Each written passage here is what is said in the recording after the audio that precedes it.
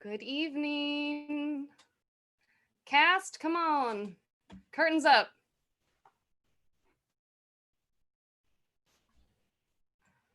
Looking glorious. Good evening, everyone. Welcome, welcome, welcome. We are so delighted to have all of you. We apologize for a short delay. We were doing things a little differently this time, and I was concerned that the emails were not going out to everyone, especially those of you who are ordering through Eventbrite. So I apologize if you get 3 emails with the Zoom link, but I just wanted to make sure that absolutely everybody got it so that you could be here tonight. We are just so delighted to have you all with us. My name is Sarah Dernesk. I am the director of tonight's performance. I am also one of the co-producers. Further down, you will see labeled City Wife, Ariel Demont, who is our other co-producer. She is actually in the show, so that's why she's there. But welcome. We're so happy to have everyone here with us tonight. You will notice there is a live chat on YouTube, which I'm looking at on my double monitor. So we'll be keeping track of that. If you all want to send applause through there, it will be much appreciated by all of us here. A little bit of business before we begin.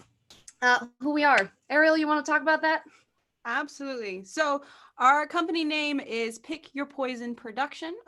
We started this production, Sarah and I started this production when we were deciding to do some live shows, but we'd of course decided to do some live shows right as the known quarantine got started. So we decided to switch our gears, and we still wanted to give all of you wonderful entertainment. So here we are today doing shows for you virtually.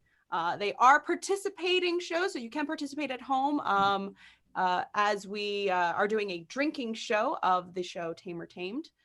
You at home can participate as us, the actors, will be as well. Yeah. Before we begin tonight's performance, we do have a few sponsors to thank. This time around, we were offering 2 options of tickets because we were looking to put a show into the world that could be enjoyed by... Cast, come on. Curtains up. Oh, very sorry for the doubling of that. If someone just opened the YouTube. there was me again. Well, when we wanted to do this show... Good evening, everyone. Who is welcome, it me? Welcome. We are so delighted to have all of you. Apologize for a short delay. We were doing things a little differently this time, and I'm so sorry, folks. Hang on.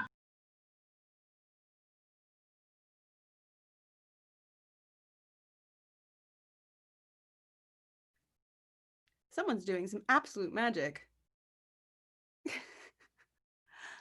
Well, anyway, as Sarah is trying to figure out our technical difficulties, I will go ahead and talk about, we offered 2 different tickets for the show through Eventbrite, and we'd like to thank some of our top paying sponsors, as well as all of our sponsors who purchased tickets for us. All of the tickets are going to the cast equally, so we're all getting a bit of it, so that's one thing. But we'd like to thank Marie for purchasing one of our top sponsorship tickets, as well as Susan.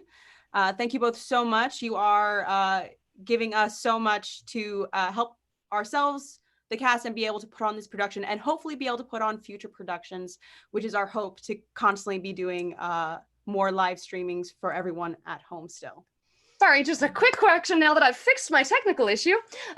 Those top shelf sponsors are Mary Ferris Tressler. I wanted to put out full names, give you the full credit for the wonderful work you've done, and Evan and Susan Stitt together.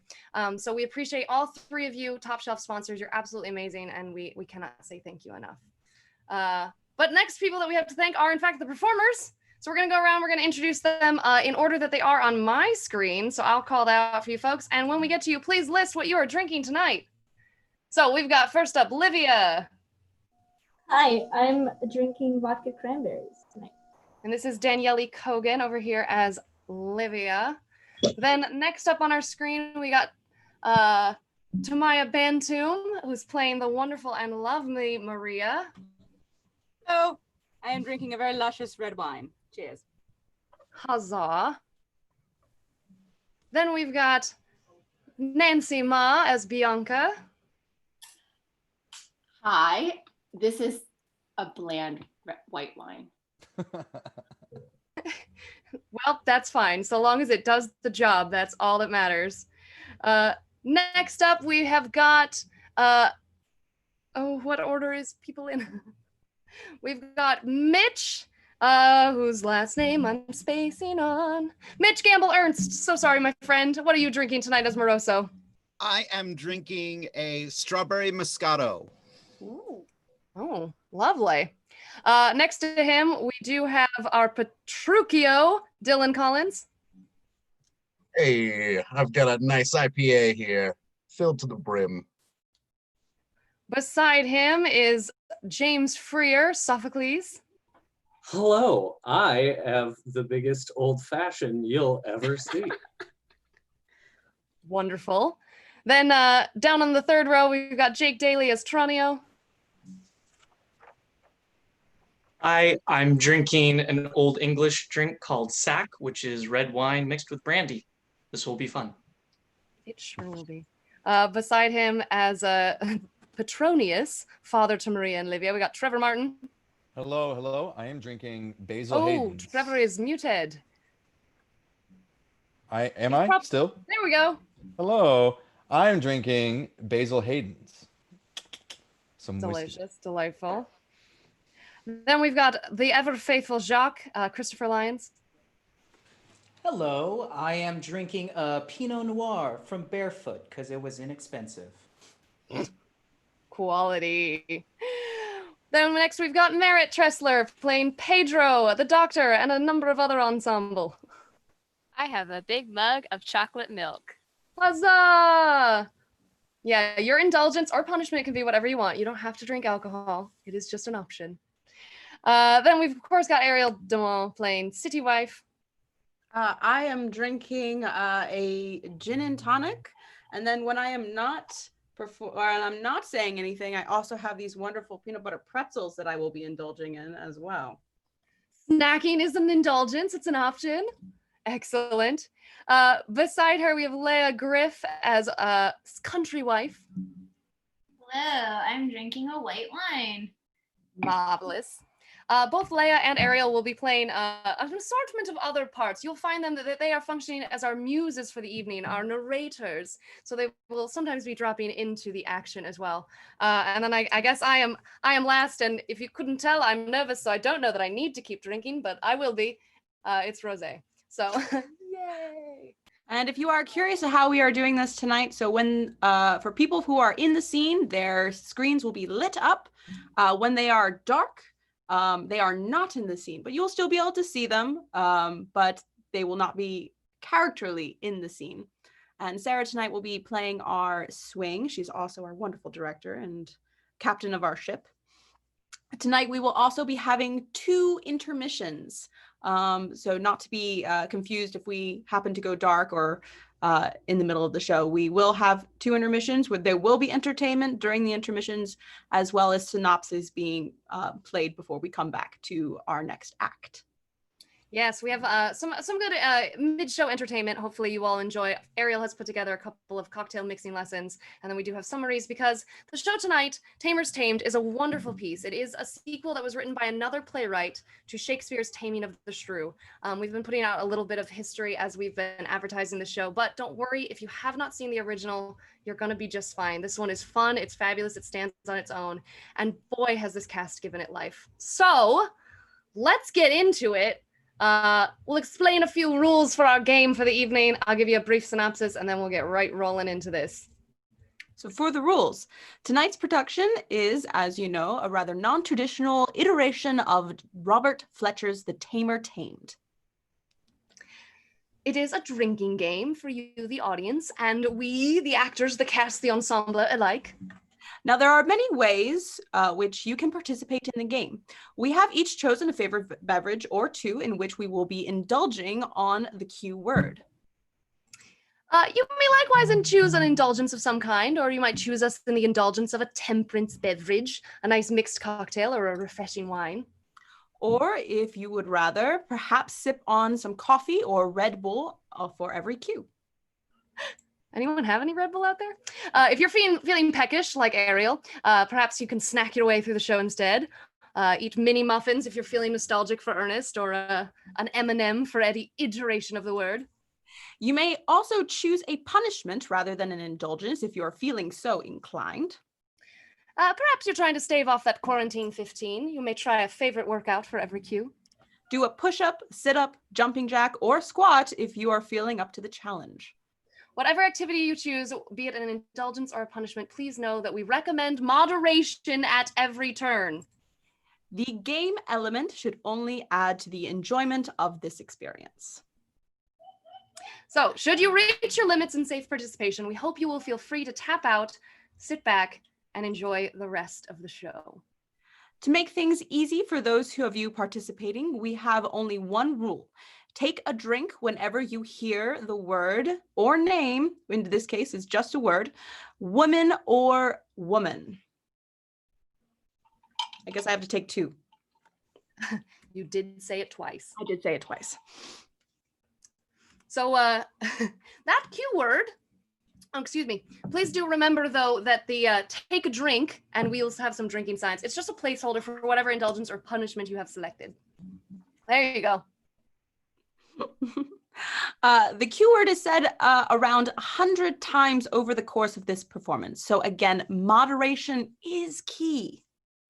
Yeah, if you were here for earnest, you know what 87 looked like, so pace yourself. However you decide to participate or not within the game, we sincerely hope that you will enjoy the show. And now, without further ado, Pick Your Poisons Productions presents The Tamer Tamed. Now, Fletcher's story begins a decade or so after the conclusion of Shakespeare's original Taming of the Shrew. The titular Shrew, Catherine, has died, and Petruchio has gone a-wooing again. He has just been married to the beautiful and temperate Maria, a cousin of Catherine's.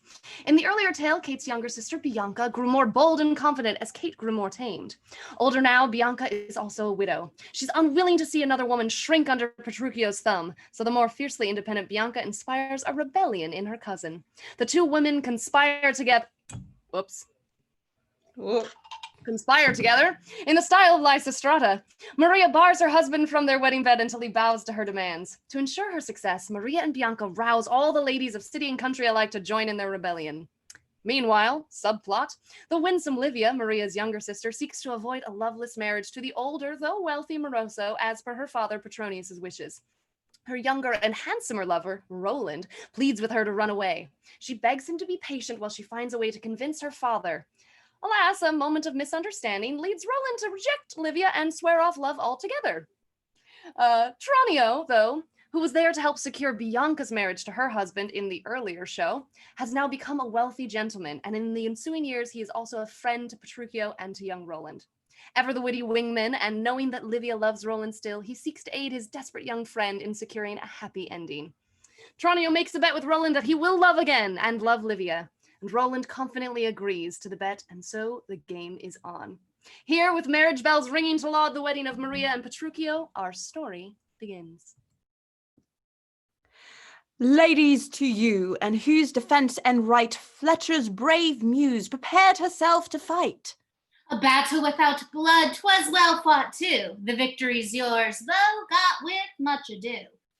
We do present this comedy, in which a rivulet of pure wit flows strong and rich. In fancy language and all parts that may add grace and ornament to a merry play. Which this may prove, yet not to go too far in promises from this our female war. We do entreat the angry men would not expect the mazes of a subtle plot.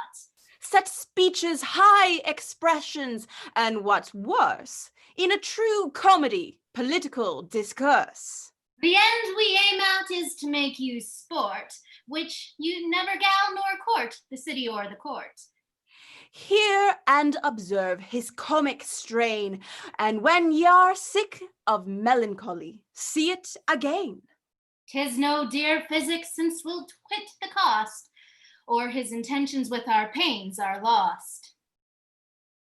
We open on a Venetian-style home nestled in the English countryside, just outside of London. The front of the house is a promenade of columns with many doors leading inside. Above, a balcony draped with decorations for a wedding. Enter the elderly Moroso, followed by Sophocles and Tranio, friends of the groom. God give 'em joy. Amen. Amen, I say too. The pudding's of the proof. Alas, poor wench. 'Tis too true. Certain methinks her father has dealt harshly with her, exceedingly harshly, and not like a father to match her to this dragon Petruchio. I protest, I do pity the poor gentle lady. Methinks now he's not so terrible as people think him. These old flatterers, out of mere devotion, to please the father for the second daughter. But shall he have her? Yeah, when I have Rome. And yet the father's for him. So I'll assure ye, I hold him a good man. Yes, sure a wealthy, but whether a good woman's man, that is doubtful. Would 'twere no worse. What though his other wife, out of a most abundant soberness, out of a daily hue and cries upon him, for sure she was a rebel, turned his temper and forced him blow as high as she? Dost follow, he must retain that long since buried tempest to this soft maid? I fear it.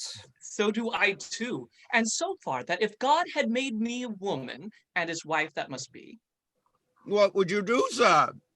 I would learn to eat coals with an angry cat and spit fire at him.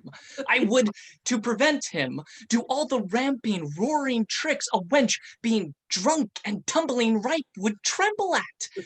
There is no safety else, nor moral wisdom to be a wife and his. Yeah, I should think so too. For yet the bare remembrance of his first wife, I tell thee on my knowledge and a truth too, will make him start in sleep and very often cry out for cudgels, coal staffs, anything. Hiding his breeches out of fear for her ghost should walk and wear him yet. Since his first marriage, he is no more the still Petruchio than I am Babylon. He's a good fellow, and on my word I love him, but to think a fit match for this tender soul? Oh, his very frown. If she but say her prayers louder than men talk treason, makes him tinder. Yeah. She must do nothing of herself unless he bid her. Oh, he will bury her. 10 pounds to 20 shillings within these next 3 weeks. I'll be your other half. Enter Jacques, Petruchio's valet, with a pot of wine. He loves her most extremely, and so long 'twill be honeymoon. Now, Jacques, you are a busy man, I'm sure. Yes, certain. This old sport must have eggs. Not yet these 10 days. Sweet gentleman with muscadet? Hey, right. all right. This fellow broods his master. Speed ye, Jacques. Shall be for you presently. Your worship shall have it rich and neat, and all my conscience is welcome as Our Lady Day. And oh, my old sir, when shall we see your worship run at ring? That our standing were worth money. So, sir? Upon my little honesty, your mistress, if I have any speculation, must think this single thrumming of a fiddle without a bow, but even poor sport. Oh, you're merry. Would I were wise too. So God bless your worship. This fellow tells you true. Having abused his betters, Jacques departs. Oh, when is the day, man? Come, you'll steal a marriage? Nay, believe me, but when her father pleases, I am ready, and all my friends shall know it. Why not now? One charge had served for both.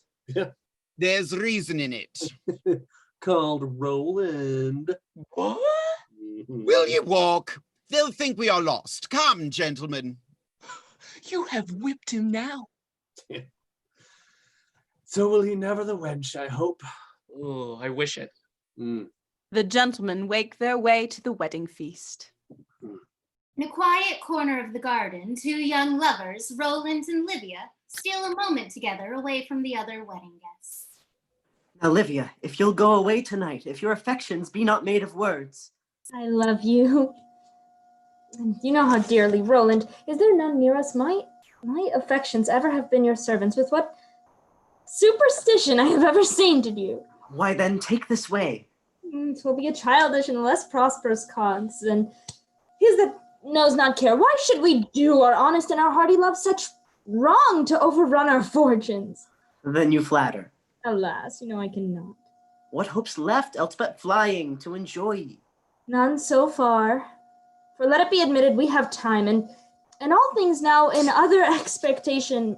My father's bent against us. What but ruin can such a byway bring us? If your fears would let you look with mine eyes, I would show you and certain how our staying here would win us a course, though somewhat longer, yet far shorter. And then Moroso has ye? No such matter. For hold this certain, begging, stealing, wenching witches or stones, for the toothache sooner finds me than that drawn fox Moroso. But his money, if wealth may win you. His money, Roland? Oh, forgive me, what faith hast thou? Why can his money kiss me, or lie with me as you may do? No, Roland, no man shall make use of me. My beauty was born free, and free I'll give it to him that loves, not buys me. You yet doubt me? I cannot say I doubt ye. Go thy ways. Thou art the prettiest pulling piece of passion. Ye faith, I will not fail thee. I had rather... Prithee, believe me, if I do not tarry it for both our goods. But... What? I would tell you. I know all you can tell me, all but this. You would have me and lie with me, is not so? Yes. Why, you shall. Will that content you? Go. I am very loath to go. Ahead on the garden path, the bride, Maria, Livia's sister, and their cousin Bianca appear. The two ladies have not yet noticed the lovelorn pair. Now on my conscience, thou art an honest fellow. Here's my sister. Go, prithee. Go and credit me, or I am 3 nights older. I am for thee. You shall hear what I do. Farewell. Farewell. Having stolen a kiss, Roland dashes away and out of sight. Alas, poor fool, how it looks. It would even hang itself should I but cross it. For pure love to the matter, I must hatch it. Nay, never look for merry hour, Maria, if now you make it not. Let not your blushes, your modesty, your tenderness of spirit make you continual anvil to his anger. Believe me, since his first wife set him going, nothing can bind his rage. Take your own counsel. You should not say I persuaded you. But if you suffer him... Hey, shall I do it? Have you summoned to it? I never showed it. 'Twill show the rarer and the stronger in you. But do not say I urged you. Oh, though I am perfect, like Cratius to redeem my country. I have leapt into this gulf of marriage, and I'll do it. Farewell, or poorer thoughts, but spite and anger, till I have wrought a miracle. Now, cousin, I am no more the gentle tame Maria. Mistake me not. I have a new soul in me, made of north wind, nothing but tempest, and like a tempest shall it make all ruin till I have run my will out. Now, this is brave now, if you continue it, but your own will lead you. Adieu, all tenderness, I dare continue. Maids that are made of fears and modest blushes view me and love example. Oh, here's your sister. Here's the brave old man's love. That loves the young man. Aye, and hold thee there, wench. What a grief of heart is it, when Venus revels should rouse up all night, to sweat against a cork, to lie and tell the clock o' the lungs, to rise sports starved. Dear sister, where have you been you talk thus? Why, at church, wench, where I am tied to talk thus. I am a wife now. It seems so, and a modest. You're an ass. When thou art married once, thy modesty will never buy thee pins. Bless me. From what? From such a tame fool as our cousin Livia? You are not mad. Yes, wench, and so must you be, or none of our acquaintance. Mark me, Livia, or indeed fit for our sex, 'tis bedtime. Pardon me, yellow hymen, that I mean thine offerings to protract, or to keep fasting my valiant bridegroom. Whither will this woman? You may perceive her end. Or rather fear it. Dare you be partner in it? Leave it, Maria. I fear I have marked Too much, for goodness. Leave it. Divest you with obedient hands to bed. To bed? No, Livia. There are comets hang prodigious over that yet.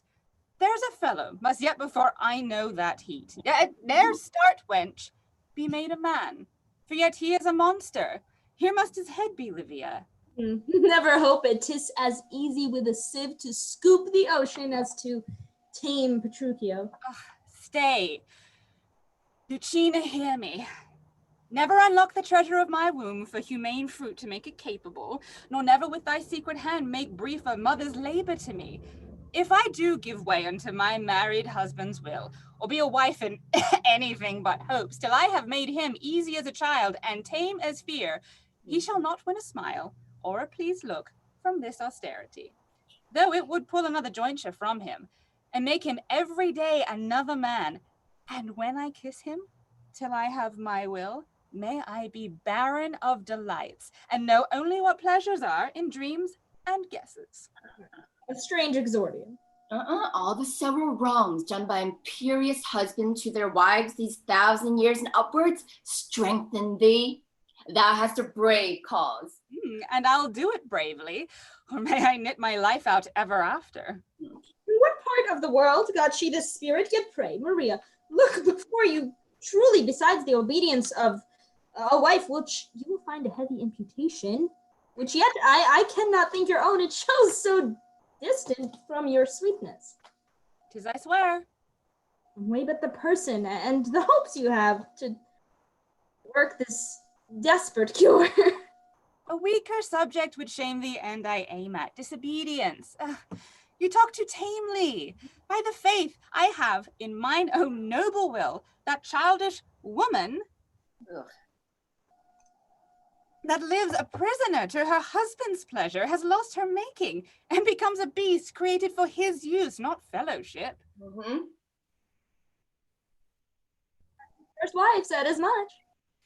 She was a fool and took a scurvy course. Let her be named amongst those that wish for things but never do them. I have a new dance for him. Are you of this faith? Yes, truly, and will die in it. Why then? Let's all wear breeches. Now thou comes near the nature of a woman. Hang these tame-hearted eyases that no sooner see the lure out and hear their husbands hollow, but cry like kites upon 'em. I'll tell thee, Livia, had this fellow tired as many wives as horses under him, with sparing of their patience, had he got a patent with an office to reclaim us confirmed by Parliament, had he all the malice and subtlety of devils or of us, or anything that's worse than both? You are learned, sister, but yet I say, still take heed. Or could he cast his wives new again, like bells, to make him sound to his will, or had a fearful name of the first breaker of wild women? Yet,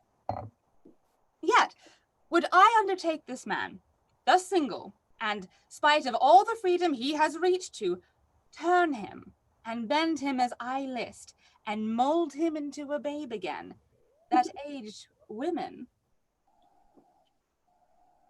wanting both teeth and spleen, may master him. Thou wilt be chronicled. That's all I aim at. I must confess, I do with all my heart hate an imperious husband, and in time might be so wrought upon. To make him cuckold? If he deserve it. Then I'll leave ye, ladies. Thou hast not so much noble anger in thee. Go sleep, go sleep. What we intend to do lies not for such starved souls as thou hast, Livia. Good night. The bridegroom will be with you presently.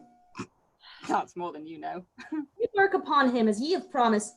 Ye may give example, which no doubt will be followed. So, good night. We'll trouble you no further.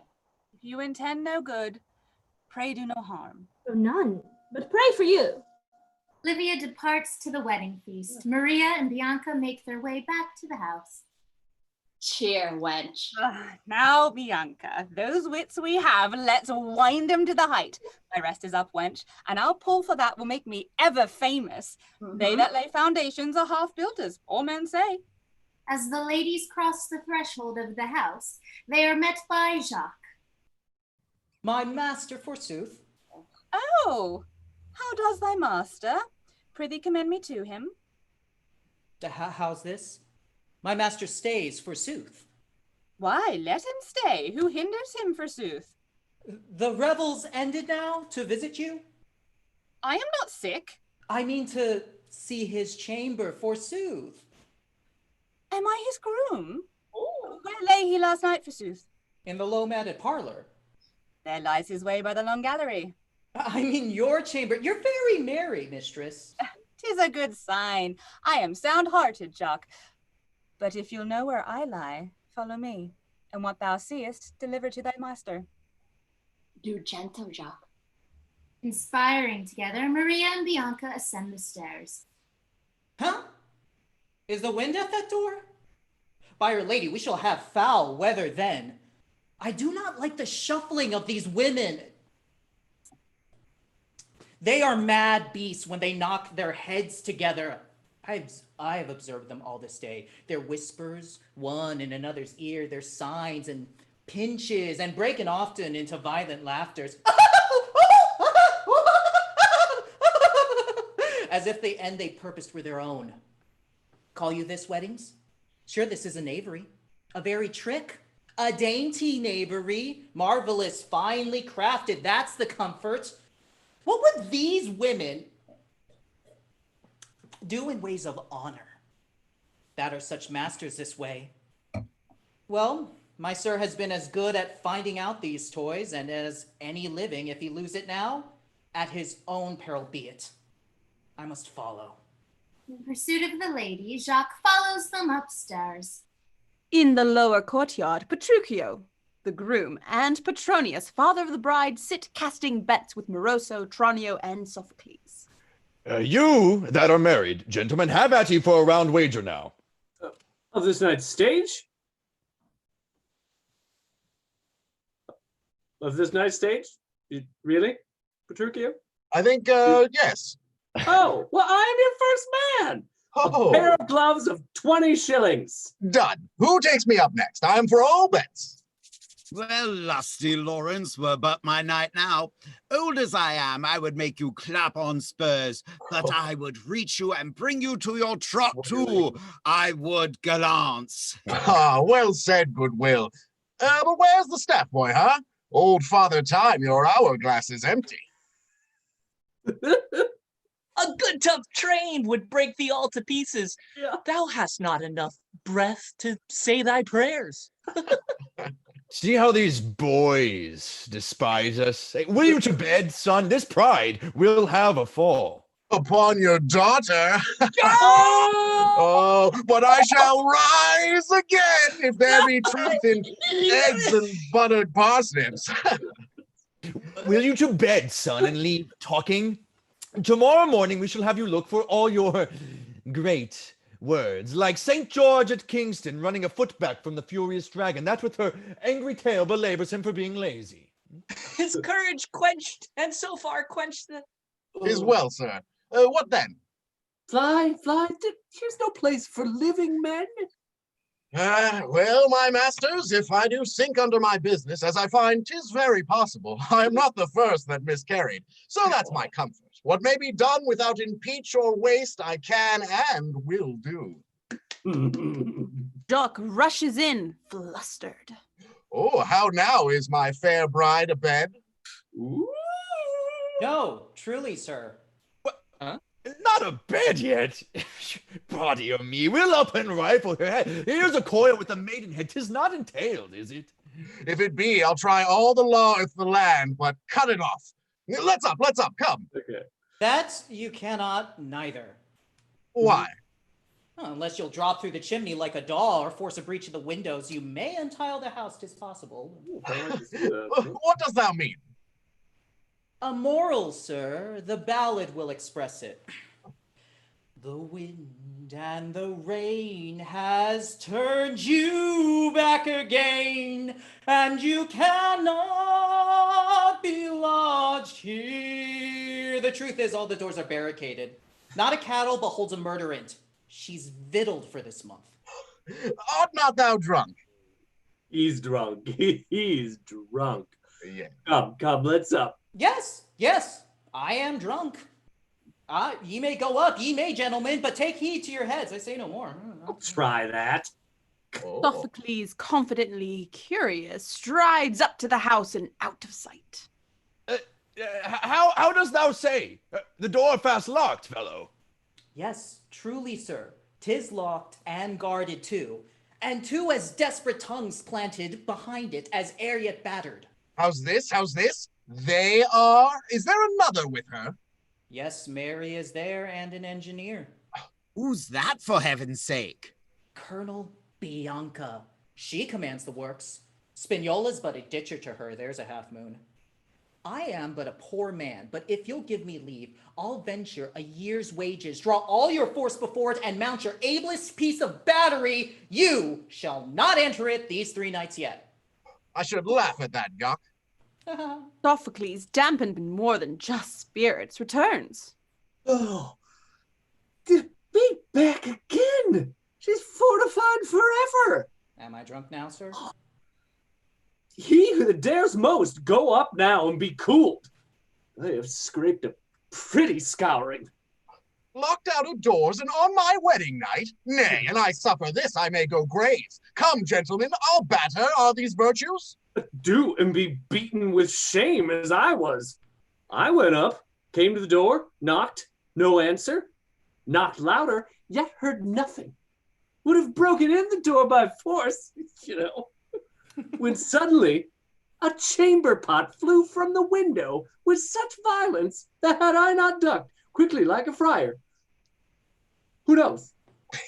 The chamber's nothing but a mere osted. In every window, pewter cannons mounted. You'll quickly find with what they are charged, sir. Why then Tantara for us? And all the lower works lined, sure, with small shot, long tongues of firelocks. That and 12 score blank hit to the heart. Now, and he dare go up? The gentlemen rise, ready to storm the house as Maria and Bianca throw open the window above and call out.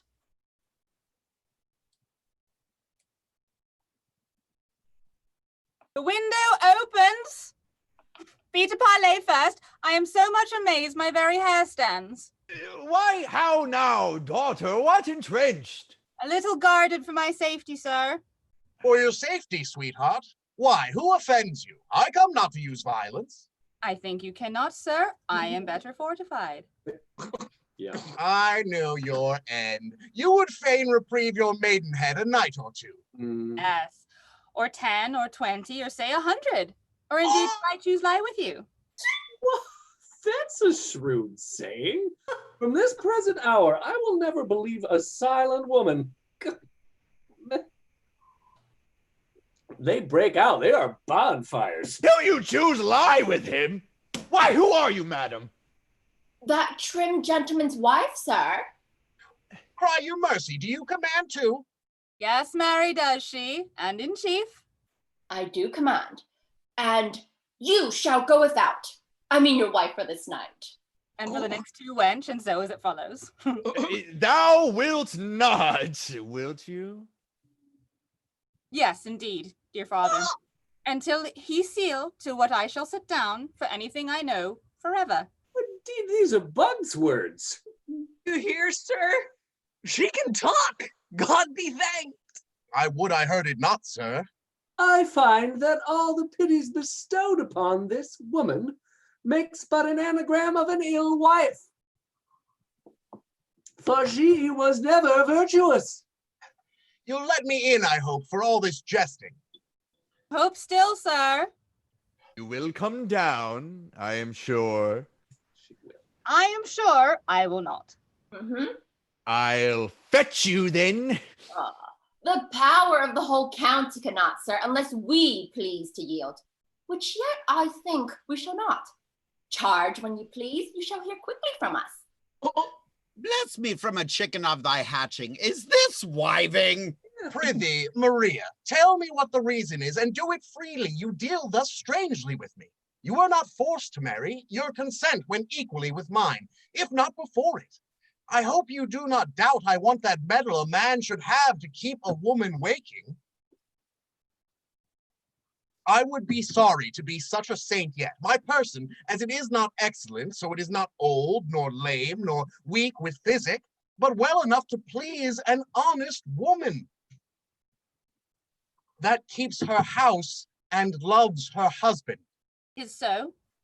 My means and my conditions are no shamers of him that owes them. All the world knows that.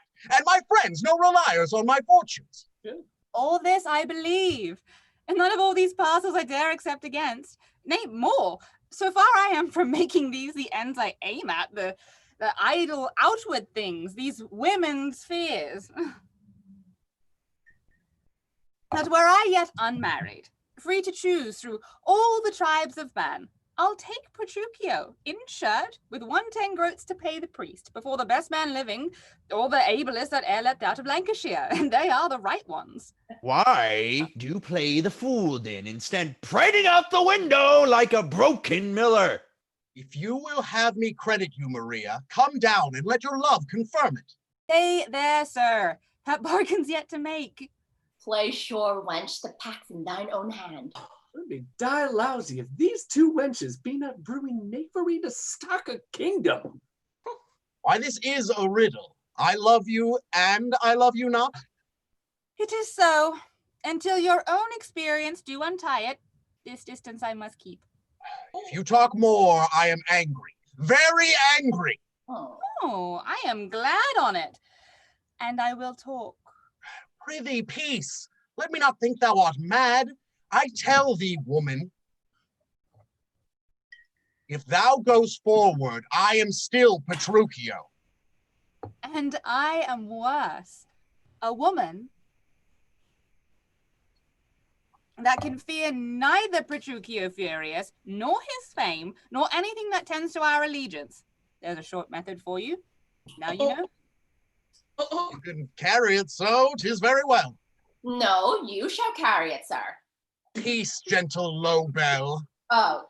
Prithee, come, Maria, I forgive all. Use no more words, but come down instantly. I charge thee by the duty of a child. Stay there.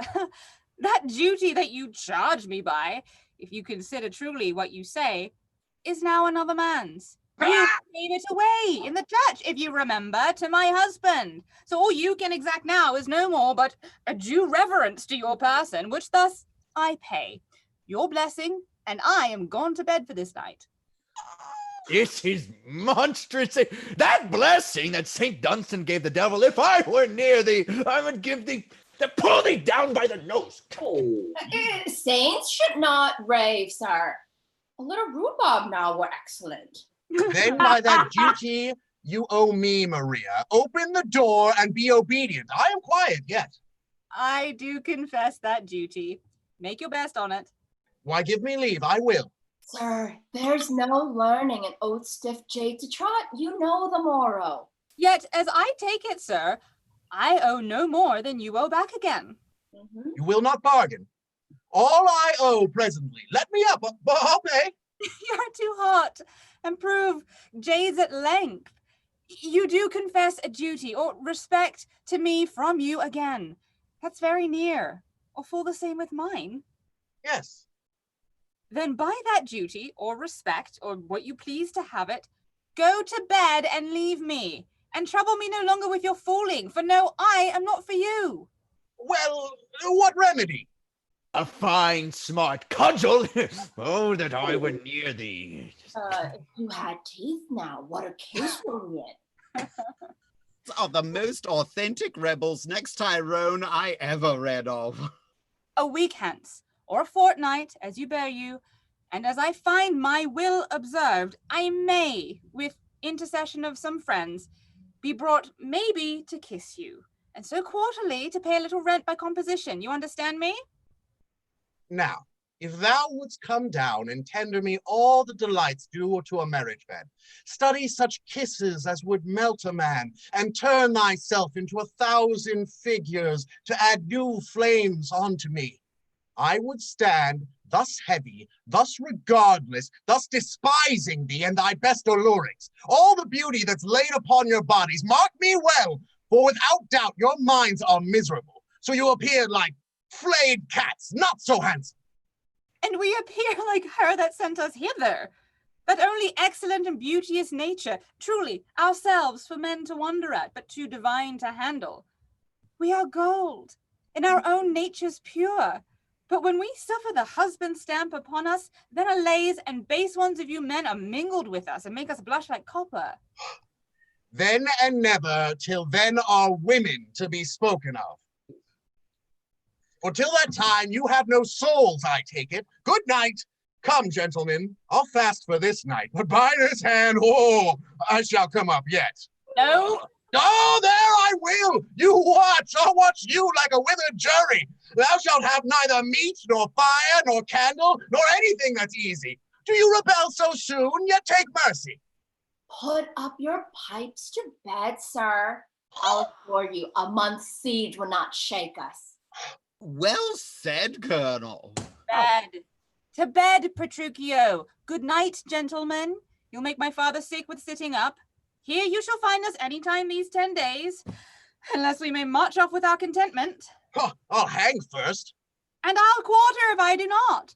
I'll make you know and fear a wife, Petruchio. There my cause lies. You have been famous for a woman tamer,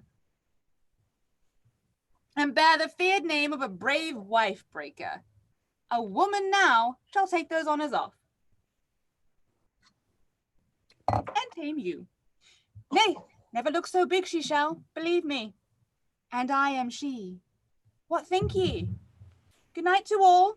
Ye shall find sentinels. If ye dare sally. Maria and Bianca tauntingly closed the bars of the window. The devil's in him. Even the very devil, the downright devil. I'll devil him. By these 10 bones I will. I'll bring it to the old proverb. No sport, no pie. Gentlemen, stick to me, and you see our freeholds touch. And by this light we will beleaguer 'em and either starve 'em out or make 'em recreant. I'll see all the passages stop but those about him. If the good women of the town dare succor him, we shall have wars indeed. I'll stand Purdue upon him. My regiment shall lie before. I think so too. 'Tis grown too old to stand. Let's in, and each provide his tackle. We'll fire 'em out or make 'em take their pardons. Hear what I say on their bare knees. Am I Petruchio, feared and spoken of? And on my wedding night am I thus jaded? You are! Yeah! Absolutely. Yes. The gentlemen depart, each making for his battle stations. To the rear of the house, Rowland and Pedro, manservant to Petruchio, cross paths, the servant in a great hurry. Now, Pedro. Very busy, Master Roland. What haste, man? I beseech you pardon me, I am not my own man. From all women deliver me. Pedro hustles off as Jacques crosses in from another direction. What ails the fellow, Tro? Oh, Jacques. Your friend, sir, but very full of business. Nothing but business. Prithee the reason, is there any dying? I would there were, sir. But thy business. I'll tell you in a word. I am sent to lay an imposition upon souse and puddings and pasties and penny custards that the women may not relieve yon rebels. Fare ye well, sir. Oh, how does my mistress? Like a resty jade, she's spoiled for riding. As Jacques rushes away, Sophocles emerges from yet another direction. What a devil ail they? Oh, well met. Oh, now, Roland. I cannot stay long. What's the matter? Here stirring, but to what end? Whither go you? To view the works. What works? The women's trenches. Trenches are such to see. Women. I do not jest, sir. I cannot understand you, sir. I do not. Do you not hear what a state of quarrel the new bride stands with her husband? We'll let him stand with her, and there's an end. It should be, but by Our Lady, she holds him at pike's end and defies him, and now is fortified. Such a regiment of runners never defied men braver. I am sent to view their preparation. This is news stranger than arms in the air. Oh, you saw not my gentle mistress? Yes, and meditating upon some secret business. When she had found it, she leapt for joy and laughed and straight retired to shun Moroso. This may be for me. Will you along? Oh, no. Farewell, then. Sophocles sets off. Across the ways, Livia appears from the house. Moroso, who is trailing her, pauses to lurk in the doorway. Farewell, sir. What should her musing mean, and what her joy in it, if not for my advantage? Stay ye. May not that bobtail jade Moroso, with his gold, his trinkets, and the hope she has to send him quickly to dust, excite this? Here she comes. And yonder walks the stallion to discover, yet I'll salute her. Save you, beauteous mistress. The fox is kennelled for me. Save you, sir. Why do you look so strange? I used to look, sir, without examination. Ooh, 20 spur royals for that word. Be like then the object discontents you. Yes, it does. Is come to this? You know me, do you not? Yes, as I may know many by repentance. Why do you break your faith? I'll tell you that too. You are underage, and no band holds upon you. Ah, excellent wench. Sue out your understanding and get more hair to cover your bare knuckle, for boys were made for nothing but dry kisses, and if you can, more manners. Better still. Farewell. And when I credit women more,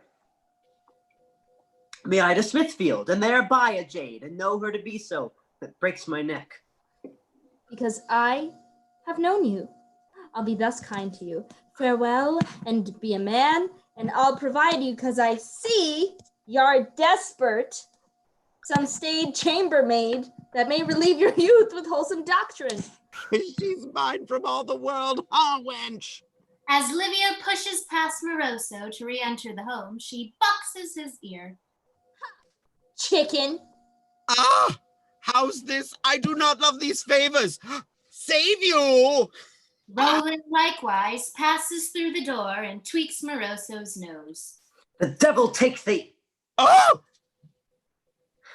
There's a love token for you. Thank me now. I'll think on some of ye, and if I live, my nose alone shall not be played withal. Moroso. More like more grosso, am I right? I can hear you. I'll take it from here, dear. Tail between his legs, Moroso sucks off to find Petronius. A box of the ear, do you say? Yes, sure, a sound one, beside my nose, blown to my hand. If Cupid shoot arrows of that weight, I'll swear devoutly he has sued his livery and is no more a boy. You gave her some ill language? Not a word. Or might be you were fumbling? Would I had, sir. I had been aforehand then, but to be baffled and have no feeling of the cause. Oh, be patient, be patient. I have a medicine clapped to her back will cure her. No, sure, it must be a four, sir. Oh, my conscience. When I got these two wenches, who till now ne'er showed their riding, I was drunk with bastard, whose nature is to form things like itself heady and monstrous. Did she slight him too?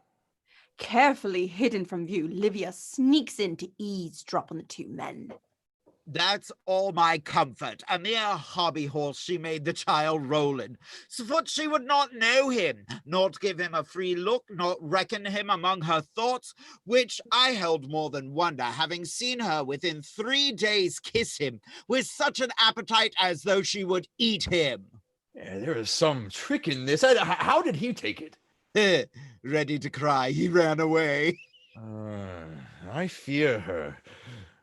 And yet I tell you, even to my anger, she is as tame as innocency. Maybe this blow was but a favor.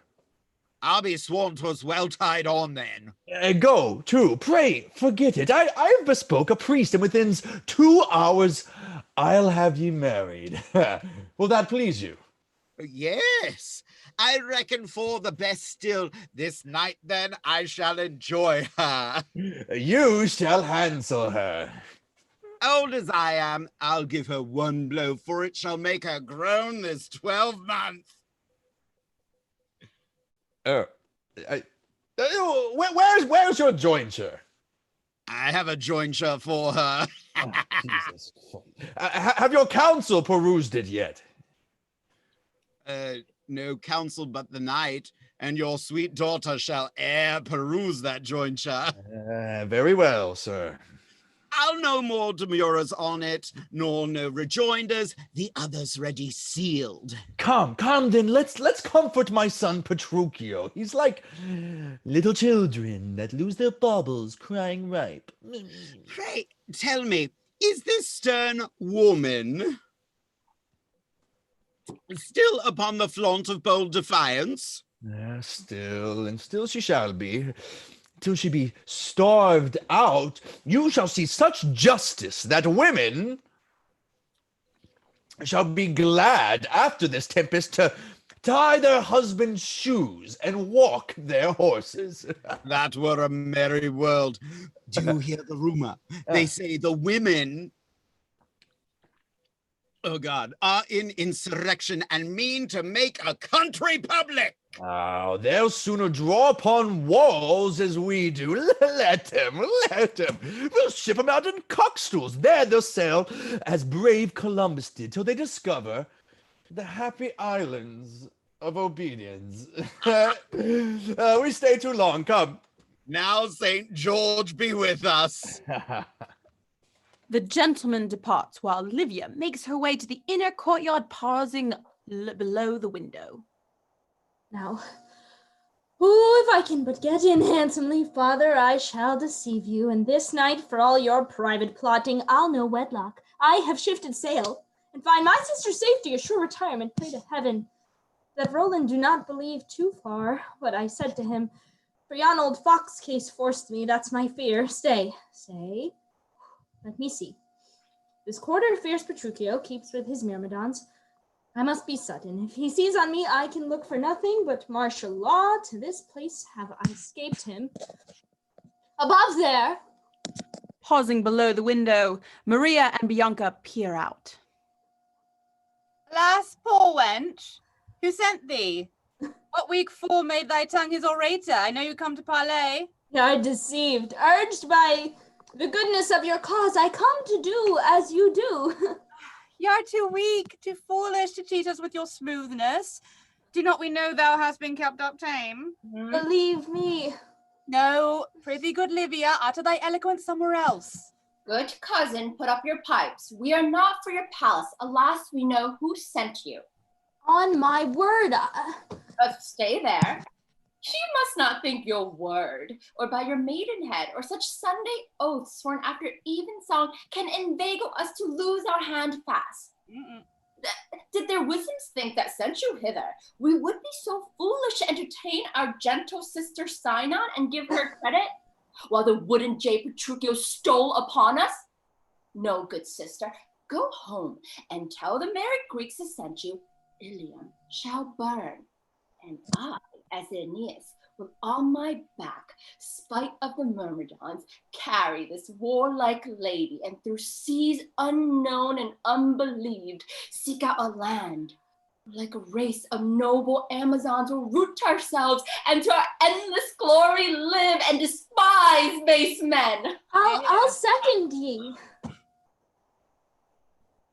How long have you been thus? That's all one, cousin. I stand for freedom now. Okay, take heed of line. For by this light, if we do credit you and find you tripping, his infliction that killed the Prince of Orange will be sport to what we purpose. Let me feel the heaviest. Swear by thy sweetheart Rowland. For by your maidenhead, I fear 'twill be too late to swear. You mean nothing but fair and safe and honorable to us and to yourself. I swear. Stay yet. Swear as you hate Moroso. That's the chorus. And as you have a certain fear to find him, worse than a poor dried jack, full of more aches than aught to has, more knavery and usury and foolery and brokery than dog's ditch, as you do constantly believe he's nothing but an old empty bag with a grey beard. And that beard, such a bobtail that it looks worse than a mare's tail eaten off a filly. As you acknowledge that, young handsome wench, that everlasting cassock that has worn as many servants out as the Northeast Passage has consumed sailors, if you swear this true, just like we shall believe you. I do swear it. Stay yet a little.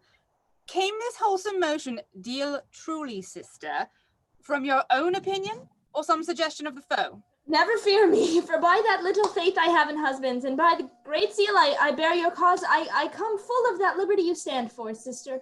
If we believe you and you prove recreant, Livia, think what a maim you give the noble cause we now stand up for. Think what women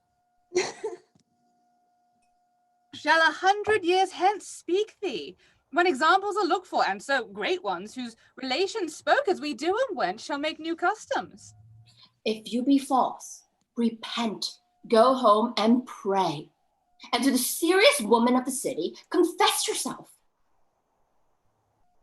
Bring not a sin so heinous to load thy soul to this place. Mark me, Livia, if thou beest double and betrayest our honors, and we fail in our purpose, get thee where there is no woman living, nor no hope there ever shall be. If a mother's daughter that ever heard the name of stubborn husband find thee and know thy sin. Nay, if old age, one that has worn away the name of women, and no more left to know her by, but railing, no teeth, nor eyes, nor legs, but wooden ones, come but in the windward of thee, for sure she'll smell thee. Thou be so rank, she'll ride thee like a nightmare, and say her prayers backward to undo thee. She'll curse thy meat and drink, and when thou marriest, clap a sound spell forever on thy pleasures. Oh, 'tis a fearful office. If thou hadst, though thou beest perfect now, when thou camest hither, a false imagination, get thee gone, and as my learned cousin said, repent. This place is sought by soundness. So I seek it, or let me be a most despised example. I do believe thee, be thou worthy of it. You come not empty? No. Here's cakes and cold meat and tribe of proof. Behold, here's wine and beer. Be sudden, I shall be surprised at else. Meet at the low parlor door. There lies a close way. What fond obedience you have living in you, or duty to a man before you enter, fling it away. 'Twill but defile our offerings. Be wary as you come.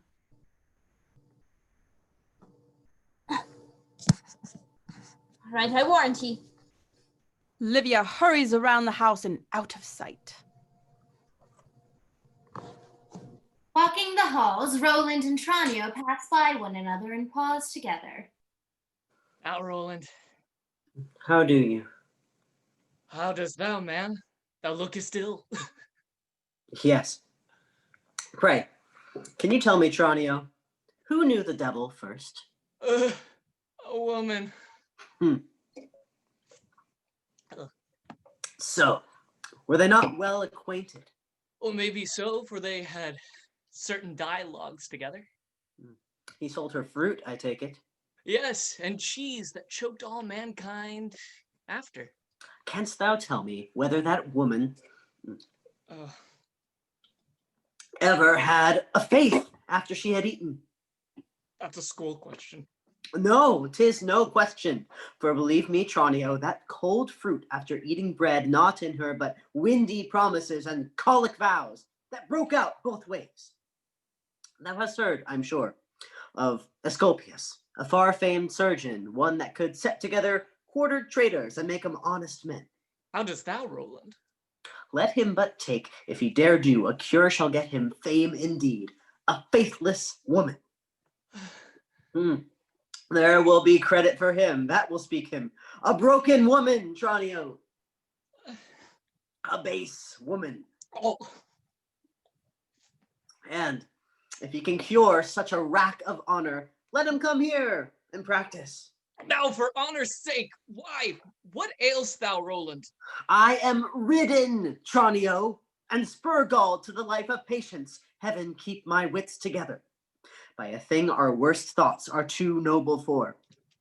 A woman. Your mistress has frowned a little, it may be. She was my mistress. She isn't? No, Tranio. She has done me such disgrace, so spitefully, so like a woman, bent to my undoing, that henceforth a good horse shall be my mistress, a good sword or a book. And if you see her, I do beseech you, tell her, even for love's sake. I will, Rowland. She had may sooner count the good I have thought her, our old love and friendship, than make me see her more, or more believe her. Now I've met a messenger. Farewell, sir. Roland takes off back down the hall. Alas, poor Rowland, I will do this for ye. Ugh. This is that dog Moroso. But I hope to see him cold in the mouth ere he enjoy her. I'll watch this young man. Desperate thoughts may seize him, and if my purse or counsel can, I'll ease him. Tranio chases after Roland.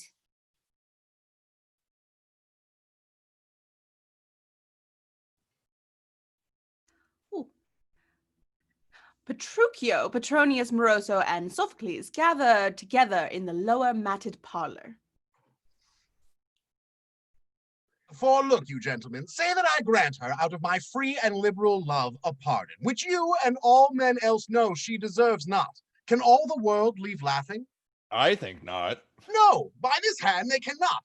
For pray, consider, have you ever read or heard of, or can any man imagine, so stiff a tomboy of so set a malice and such a brazen resolution as this young Crabtree? And then, answer me, and mark but this too, friends, without a cause, not a foul word come cross her, not a fear she justly can take hold on. And do you think I must sleep out my anger and endure it? Sew pillows to her ease and lull her mischief? Give me a spindle first. No, no, masters. Were she as fair as Nella Grease and housewife as good as the wise sailor's wife? I would tabor her till all the legions that are crept into her flew out with fiery tails. Methinks you err now.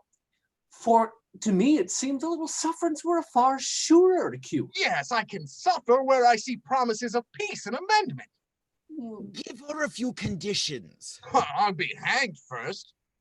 Give her a Crabtree cudgel. So I will. And after it, a flat bed for her bones and hard eggs till they brace her like a drum. She shall be pampered with... she shall not know a stool in 10 months, gentlemen. This must not be. In an eruption of panic, Jacques rushes in with a distressed Pedro in tow. Arm! Arm out with your weapons for all the women! And the kingdom's on ye! They swarm like wasps, and nothing can destroy them but stopping of their hive and smothering of them. Stand to your guard, sir. All the devils extant are broke upon us like a cloud of thunder. There are more women. Oh, marching hitherward in rescue of my mistress, than e'er turn tail at Sternbridge Fair, and I believe as fiery. The forlorn hopes led by a tanner's wife. I know her by her hide, a desperate woman. She fled her husband in her youth and made reins of his hide to ride the parish. Take them all together.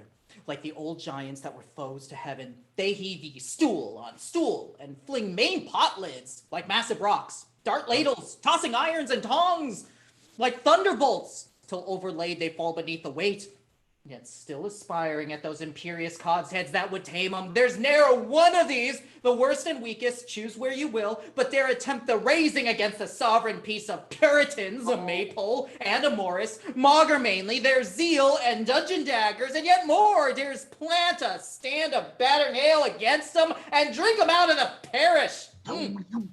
Fierce Petruchio, this comes of your impatience. There's one brought in the bears against the cannons of the town, made it good and fought 'em. Another to her everlasting fame, erected 2 alehouses of ease. The quarter sessions run against her roundly, in which business 2 of the dissemblers lost their nightcaps. A third stood excommunicate by the cudgel. The constable to her eternal glory drunk hard and was converted, and she victor. And then they are victualled with pies and puddings, the trapping of good stomachs, noble ale, the true defender, sausages and smoked ones, if need be, such serve as pikes. Here and there a bottle of metheglin and a stout Briton that will stand to 'em whatever else they want they war for. Come to council.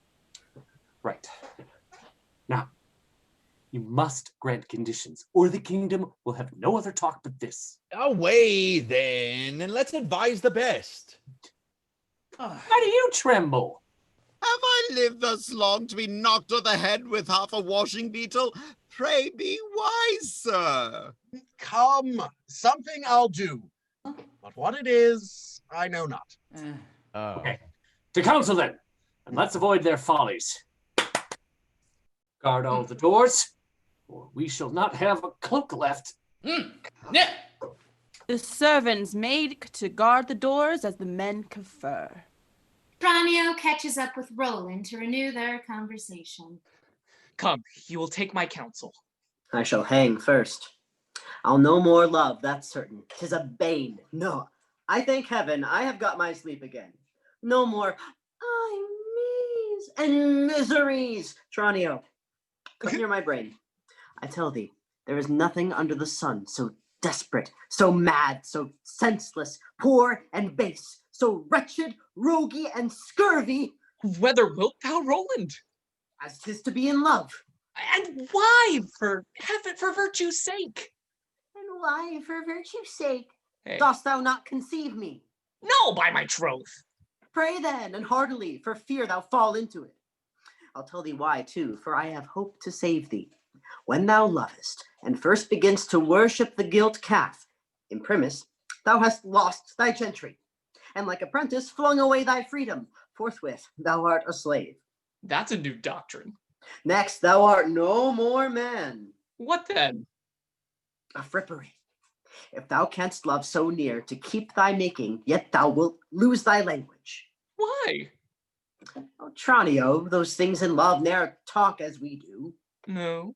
No, without doubt they sigh, and shake the head, and sometimes whistle dolefully. You shall hear, if you reach to understand them, such gibberish, such, believe me, I protest, sweet, and, oh dear heavens. Why, thou art grown a strange discoverer. Of mine own follies, Tranio. Wilt thou, Roland, certain ne'er love again? I think so, certain. And if I be not dead drunk, I shall keep it. Tell me but this, what dost thou think of women? Why, as I think of fiddles, they delight me till their strings break. What strings? Their modesties, faiths, vows, and maidenheads, for they're like kits, they have but 4 strings to them. What will thou give me for £10 now, when thou next lovest, and the same woman still? Give me the money, 100 in my bond for it. But pray hear me, I'll work all means I can to reconcile ye. Do. Give me the money. There. Work, Tranio. You shall go sometimes where she is. Yes, straight. This is the first good I e'er got by woman. Ugh. You would think it strange now if another beauty as good as hers, say better. Well, conceive me, this is no point of the wager. That's all one. Love you as much or more than now she hates you. 'Tis a good hearing. Let him love. £10 more, I never loved that woman. There it is. And so 100 if you lose. 'Tis done.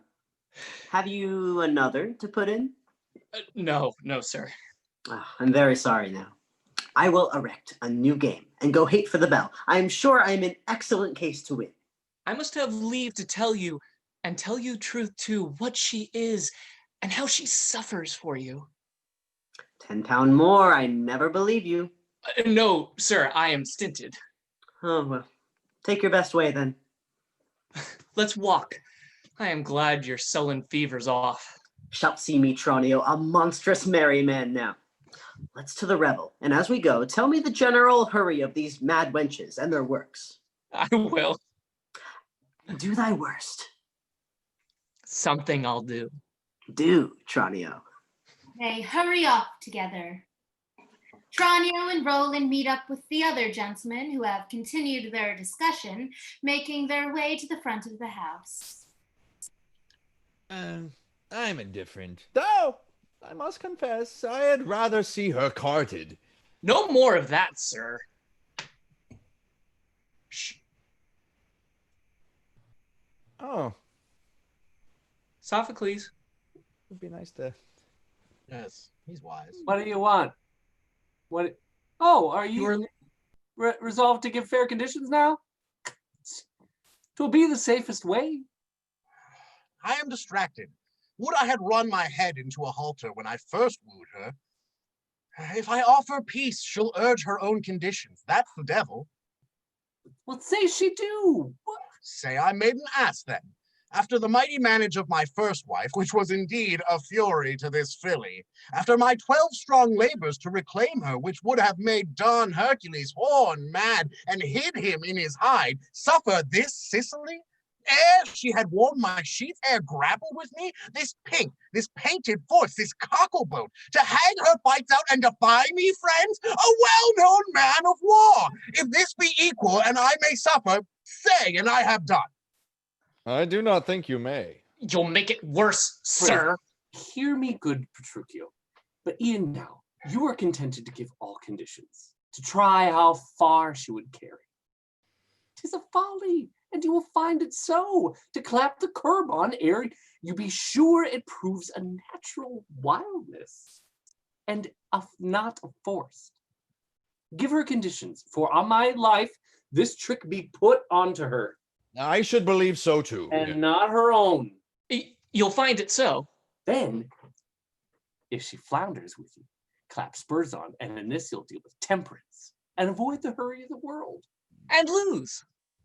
The men stop below the balcony as music and merriment is heard from above. No honor on my life, sir. I will do it. It seems they are very merry. I go out, hold it. Jacques approaches from the house. Now, Jacques. They are in the flaunt, sir. Yes, we hear. They have got a stick of fiddles and they firk it in wondrous ways. The 2 grand capitanos that brought the auxiliary regiments dance with their coats tucked up to their bare breeches and bid them kiss 'em. That's the burden. They have got metheglin and audacious ale and talk like tyrants. How knowest thou? I peeped in at a loose landscape. Oh. Yeah. Oh, yeah. A song, pray, silence. Shh, hark. For all this day, drink to she that bears the sway. The woman shall wear the breeches, the breeches, the breeches. Let it come, though it cost us many a pound. Pour us each around. We shall all wear the breeches, the breeches, the breeches. Let this health be a seal for the good of the commonweal. The woman shall wear the breeches, the breeches, the breeches. Let it come, though it cost us many a pound. Pour us each around. We shall all wear the breeches, the breeches, the breeches. Let us drink then and laugh it, and merrily, merrily quaff it, and take full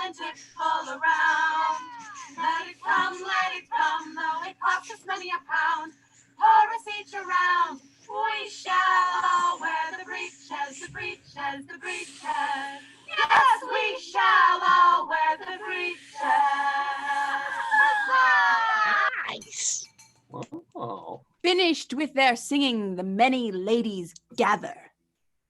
Scores of ladies from the town and country alike, which we too shall represent with Tony-worthy performances. Make our way onto the balcony. They look out. Good even, ladies. Good even, sir. How have you slept tonight? Oh, it's exceeding well, sir. Did you not wish me with you? No, believe me, I never thought upon you. Is that he? Yes. Sir, Oh, she has drunk hard. Mark her hood. you have espoused here a hearty woman. Ow! A comely and courageous, Well, I have so. and to the comfort of distressed damsels, woman, Yes. outworn in wedlock and such vessels, this woman Sure. has defied you. Should seem so. Good zeal. Good three-pilled predication. Will you peace and hear the cause we come for? Yes, Bob tells. We know the cause you come for. Here's the cause you come for. But never hope to carry her. Never dream or flatter yourselves or your opinions with a thought of base repentance in her. Give me sack and this by and next strong ale forward, sister. By all that's cordial in this place we'll bury our bones, fames, tongues, our triumphs, and then all that ever yet was chronicled of woman. Oh, God. Let this brave wench, this excellent despiser, this bane of dull obedience shall inherit his liberal will and march off with conditions noble and worth herself. Yet a little further, we have taken arms in rescue of this lady, most just and noble. If ye beat us off without condition, and we recant, use us as we deserve, and first degrade us, tear off our bodices, and our balkans break over our coward heads. And ever after, to make the tincture most victorious, and at all our crests, that is to say our plackets, let laces hang, and we return again into our former titles, dairy maids. No more wars, puissant ladies. Show conditions, and freely I accept them. Call in Livia. She's in the treaty too. How? Livia? Hear you that, sir? There's the conditions for ye, pray peruse them. Yes, there she is. It had been no right rebellion had she held off. Hey, what you think, man? Nothing. I have enough of the prospect of my conscience, the world's end, and the goodness of a woman. Oh, damn. Oh, what? We'll come together. Are you there, sweet lady? Livia comes out the front of the crowd. Grant you mercy, sir. I saw you not. Your blessing. Yes, yes. When I bless a jade, that stumbles with me. How are the articles? This is for you, sir. And I shall think upon it. You have used me finely. Oh, there's no other use of thee. Now extant, but to be hung up cassock, cap, and all for some strange monster at apothecary's. I hear you, wench. Well, I yeah. It must be his then. Sir, for need will then compel me. Oh, blessings on thee. Oh, he will undo me in mere pans of coals to make him lusty. There's no talking to him. How are they, sir? As I suspected, liberty and clothes. Typical. When and in what way she will continue monies, company, and all the house at her dispose. No tongue to say why is this or whether will it. New coaches, some buildings she appoints here, hangings and hunting horses, and for plate and jewels for her private use. I take it £2,000 in present. Whoa. Then for music and women to read French. This must not be. And at the latter end, a clause put in that Livia shall by no man be importuned this whole month yet to marry. What? This is monstrous. It shall be done. I'll humor her a while, and if nothing but repentance and undoing can win her love, I'll make a shift for one. Yeah, when you're once abed, all these conditions lie under your own seal, too. Like him. Yes, and by that faith I gave you for the priest, I'll ratify them. Hey, what pledges? Oh, no, I'll take the oath. 'Tis not now as when Andrea lived. If you do juggle or alter but a letter of those articles we have set down, the self-same persecution. Miss, I cannot. By all my honesty as a Petruchio. I yield. What's this inserted here? Oh, I'll give it. It's very small. The two valiant women that command here shall have a supper made 'em and a large one, and liberal entertainment without grudging, and pay for our their soldiers. Yes, that shall be two. And if a ton of wine will serve to pay them, they shall have justice. I ordain ye all paymasters, gentlemen. All right. Oh, hey. And we will have sport, boys. Yeah. In parlor. For Livia's article, you shall observe it. I have tied myself. I will. Along then. Now either I break or this stiff plant must bow. All depart to reconvene in the parlor. Here our curtain metaphorically drops as we take a short intermission. But we do have mid-show entertainment for you, so stick around if you don't need to refresh your drink, but if you do, don't worry, you got 5 minutes. We'll see you back then.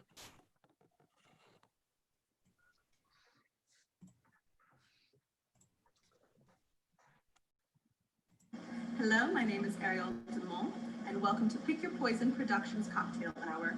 Today I'll be showing you how to create one of the 6 basic cocktails, the daiquiri. The daiquiri was originally created in the late 1800s or early 1900s by a gentleman named Jennings Stockton Cox while he was living in the iron mines of daiquiri in Cuba. This drink has had many different alterations and changes. However, the classic daiquiri still remains almost the same as it did when it was created. For this cocktail, you'll need a few things. One, you'll need a shaker tin, a jigger, a strainer, depending on what kind of tin you have, fresh lime juice, simple syrup, and your favorite rum, be it spice or white rum. Today I'll be using a spice rum because I think it is the most elegant out of the different rums for this cocktail. So to start off, we're going to start with our lime juice. You need 3/4 ounce of lime juice, 3/4 ounce of simple syrup. If you have any questions, make some comment below and I will give you any different recipes for syrups that you might need. And then for your rum, today I'll be using spice rum. You will use 1.5 ounces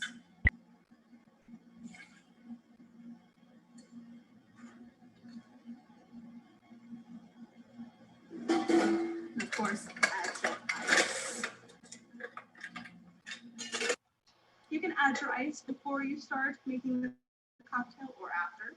I like to add it after only because I don't want my cocktail to water down too much. Go ahead and give it a nice good shake.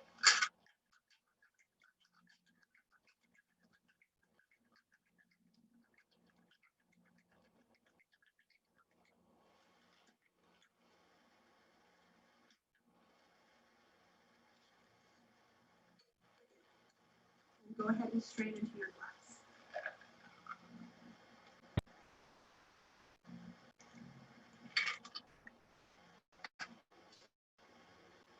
And to just give it a nice finishing touch, go ahead and add a lime slice onto your cocktail. And there you have it, the classic daiquiri. Enjoy. Don't worry, it's still intermission, but this is your synopsis for Acts 3 and 4 of tonight's performance. Now, after a night of merrymaking in celebration of their victory, the other ladies of the city and country have all gone home at last. They could be seen and heard from miles around, banging pots and pans and making all sorts of noise in their joyful, triumphant parade. Petruchio, though, finds a hollow victory as Maria still refuses his bed. Rather, she has doubled down on her efforts to tame her spouse, remaking their household to her liking, purchasing many fine and expensive clothes, and taking up horseback riding. In an attempt to win her pity, Petruchio pretends to fall ill, but the ever-crafty Maria sees through his ploy. She feigns a true fear that he has caught the plague. Petruchio is therefore locked in his room for his safety, and Maria orders all the household goods removed to her personal quarters in the estate lodge. Meanwhile, the young lovers' trials continue. Rowland, still convinced that Livia no longer loves him, quits her altogether, while Tranio conspires together with Bianca to hopefully reunite the star-crossed pair. When at last Petruchio fights his way out of the barricaded room, he finds that Maria has even more tricks up her sleeve yet. Much as he once tried to embarrass Kate by dressing in fantastical and bizarre clothing, Maria has bedecked herself as a lady of the night and begun flirting with all of his friends. He declares himself done with this marriage and announces that he will set sail to travel the world. Maria joyfully bids him safe travels and hopes it will make him a better man. Foiled again in his attempt to win back his wife, Petruchio devises one last scheme. Let's see it all play out. Hope you've got another drink or your workout mat.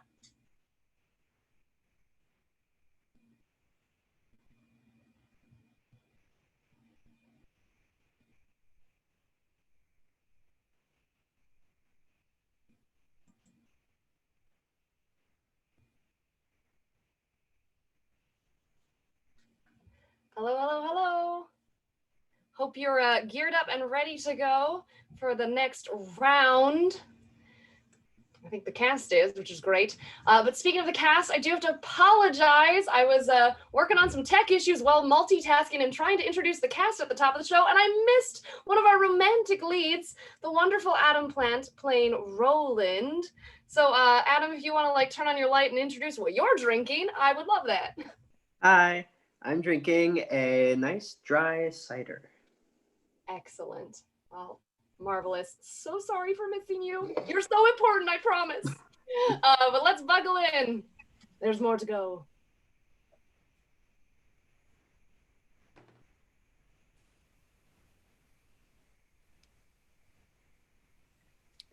Pedro and Jacques commiserate in the lower parlor whilst cleaning up following the festivities.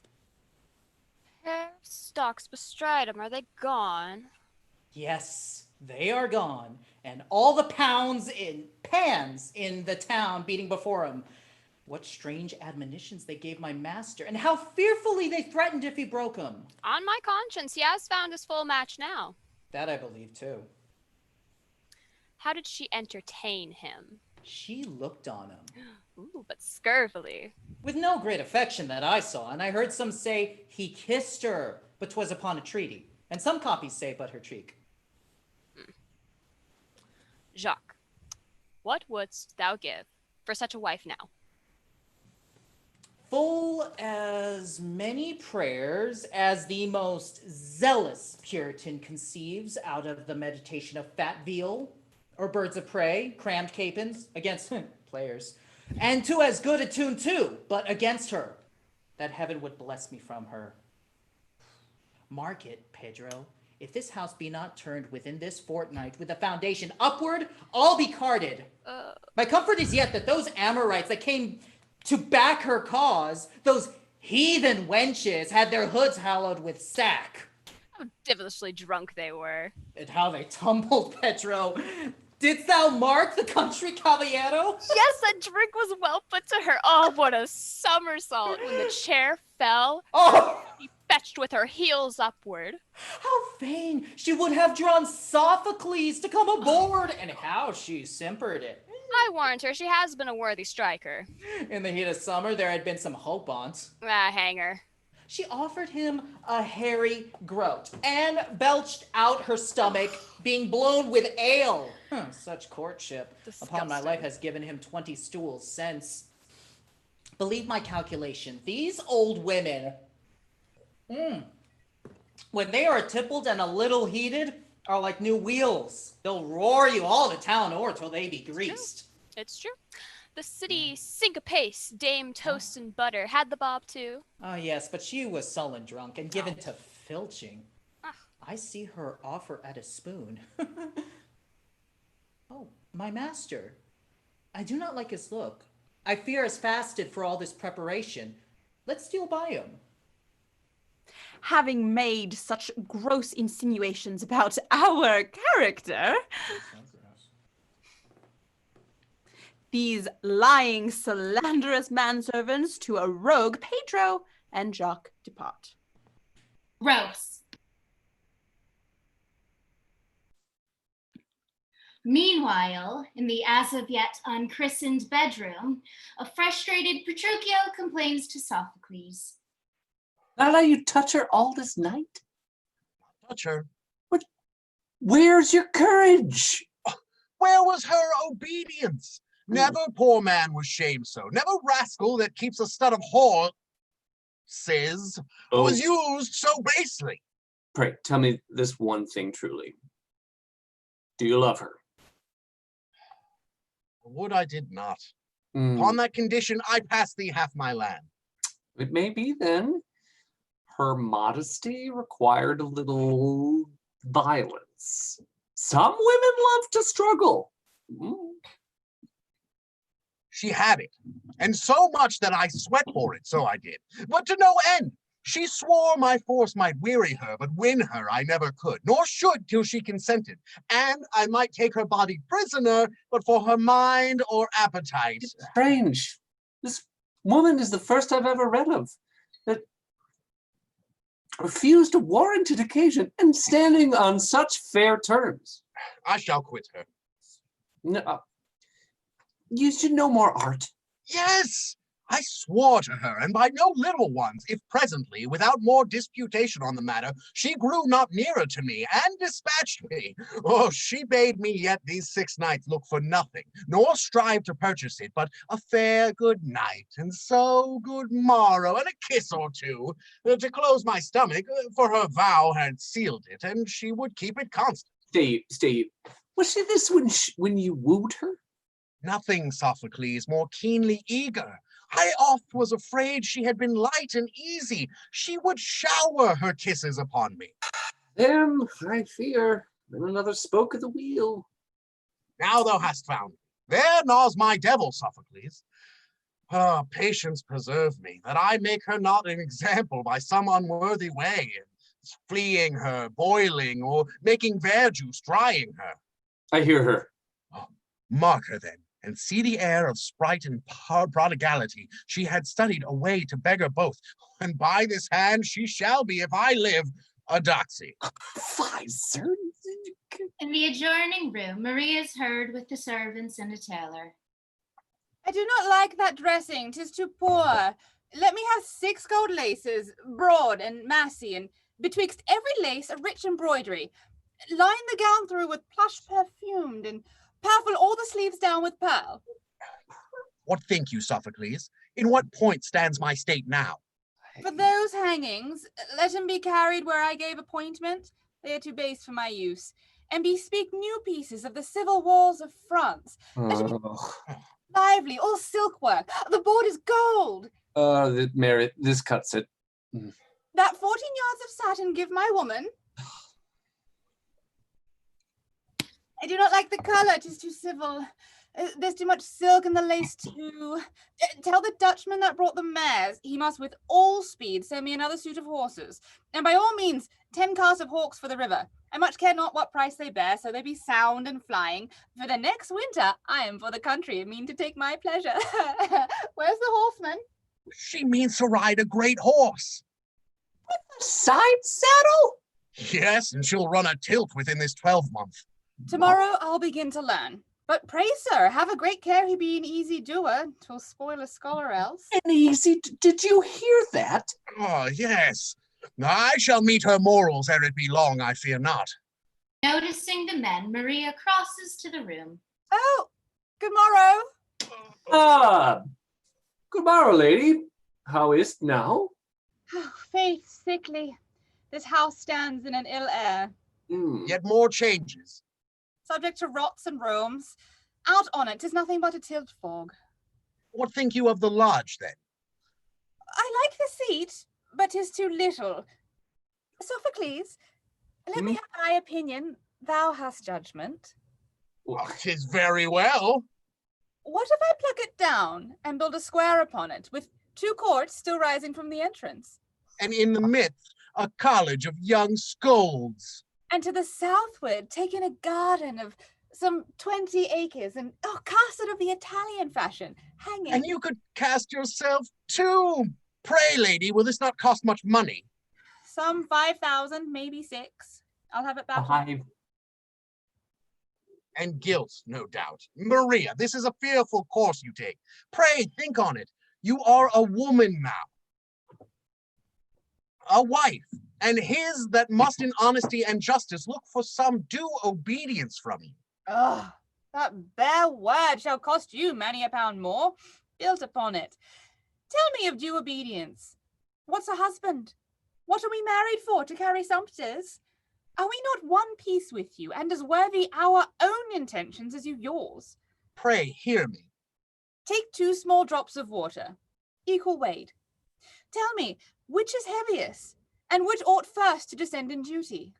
You mistake me. I urge not service from you, nor obedience in way of duty, but of love and credit. All I expect is but a noble care of what I have brought you, and of what I am, and what our name may be. That's in my making. 'Tis true, it is so. Yes, it is, Petruchio. For there never was a man without our moulding, without our stamp upon him, and our justice, left anything 3 ages after him good and his own. Good lady, understand him. I do too much. Sweet Sophocles, he's one of a most spiteful self-condition, never at peace with anything but age that has no teeth left to return his anger. Bravery dwells in his blood yet, of abusing his first good wife. He's sooner fire than powder, and sooner mischief. If I be so sudden, do not you fear me? No, nor yet care for you. And if it may be lawful, I defy you. Does this become you now? It shall become me. Thou disobedient, weak, vain, glorious woman. Were I but half so willful as thou spiteful, I should now drag thee to thy duty. Drag me? But I am friends again. Take all your pleasure. Now you perceive him, Sophocles? I love thee. Above thy vanity, thou faithless creature. Would I had been so happy when I married, but to have met an honest Sophocles. Oh, don't bring me it. For I am sure thou art good. I know thou art honest. A handsome, hurtless man. A loving man. Never a penny with him. And those eyes, that face, and that true heart. For this, for my sake, when thou thinkst upon me, pity me. I am cast away. Musing over her plans for the estate, Maria departs. Wow, right? Well, how now, man? Pray, leave me and follow your advices. The man's jealous. I shall find a time ere it be long to ask you 1 or 2 foolish questions. I shall answer as well as I am able when you call me she means true. 'Tis but a little killing.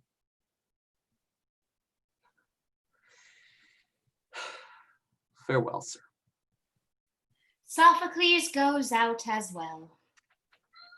Pray farewell. There no keeping a wife to one man's use? No wintering these cattle without straying?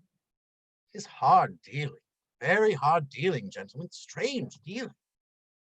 Now in the name of madness, what star reigned? What dog star, bull or bear star, when I married this second wife, this whirlwind that takes all within her compass? Was I not well warned? I thought I had, and I believe I know it, and beaten to repentance in the days of my first doting. Had I not wife enough to turn my love to? Did I want vexation or any special care to kill my heart?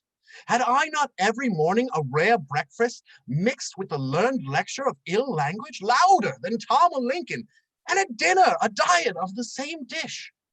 Was there evening that e'er passed over us without thou knave or thou wench for digestion? Had I ever a pull at the same poor sport men run mad for, but like a cur, I was fain to show my teeth first and almost worry her. Did heaven forgive me and take this serpent from me? And am I keeping tame devils now again? My heart aches. Something I must do speedily. I'll die. If I can, handsomely, for that's the way to make a rascal of her. Oh, I am sick, and I go very near it, but I'll perish. Oh, Petruchio throws himself onto the bed, contriving to play ill. In the garden, Livia, Bianca, Tranio, and Roland convene. Then I must be content, sir, with my fortune. And I with mine. Well, I did not think a look or a poor word or two could have displanted such a fixed constancy, and for your end, too. Come, come, I know your courses. There's your trinkets. Your bracelets. And the purse you gave me. The money's all spent, entertaining you at plays and cherry gardens. Well, there's your chain, too. But if you give me leave, I'll wear the hair still. I would yet remember you. Give him his love, wench. The young man has employment for it. Fie, Roland. You cannot fie me out £100 with this poor plot. Yet let me ne'er see day more if something do not struggle strangely in me. Young man, let me talk with you. Bianca and Roland walk aside a ways. Well, young woman? This was your mistress once. Yes. Are you honest? I am honest. Why, that's well said, and there's no doubts. Your judgment is good enough and strong enough to tell you who are your foes and friends. Why did you leave her? She made a puppy of me. Be that granted, she must do so sometimes and oftentimes. Love were too serious else. A witty woman. Had you loved me, I would I had. and dearly, and I had loved you so, you may love worse, sir, but that is not material. Lady, I'll leave you to your commendations. I am in again. The devil take their tongues. You shall not go. I will. Yet thus far, Livia, your sorrow may induce me to forgive you, but never love again. If I stay longer, I've lost £200. Good sir, but thus much. Turn if thou beest a man. But one kiss of you, one parting kiss, and I am gone too. Come. I shall kiss £50 away at this clap. We'll have one more, and then farewell.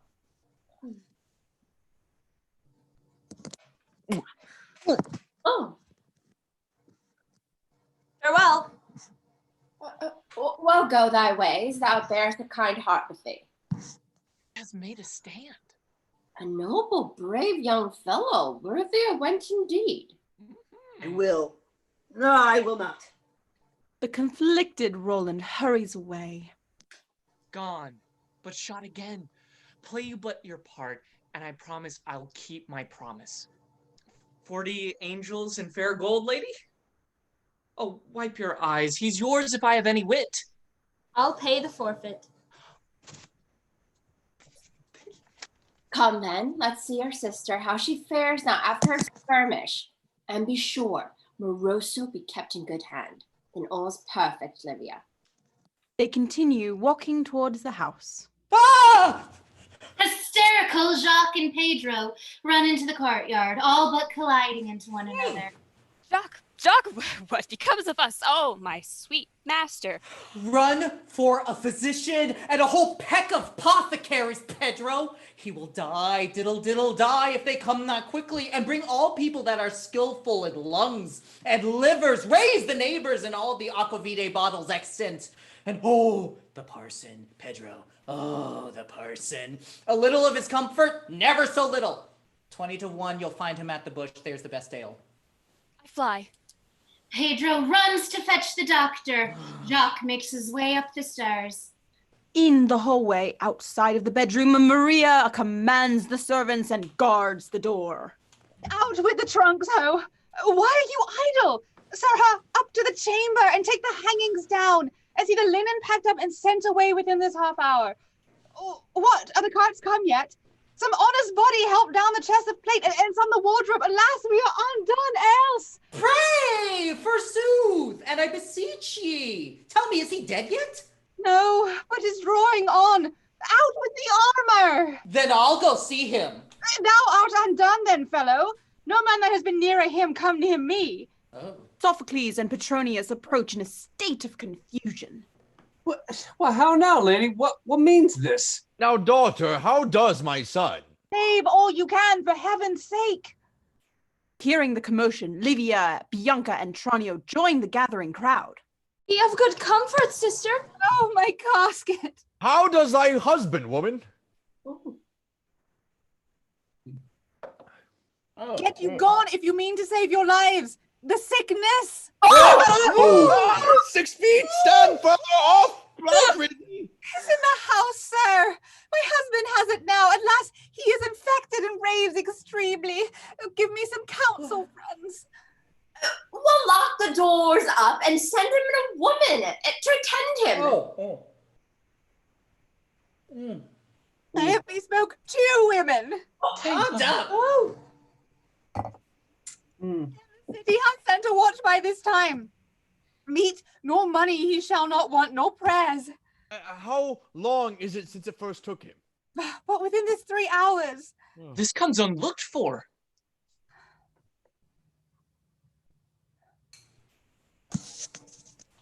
Master, do you hear me? Oh, God. Here's his voice.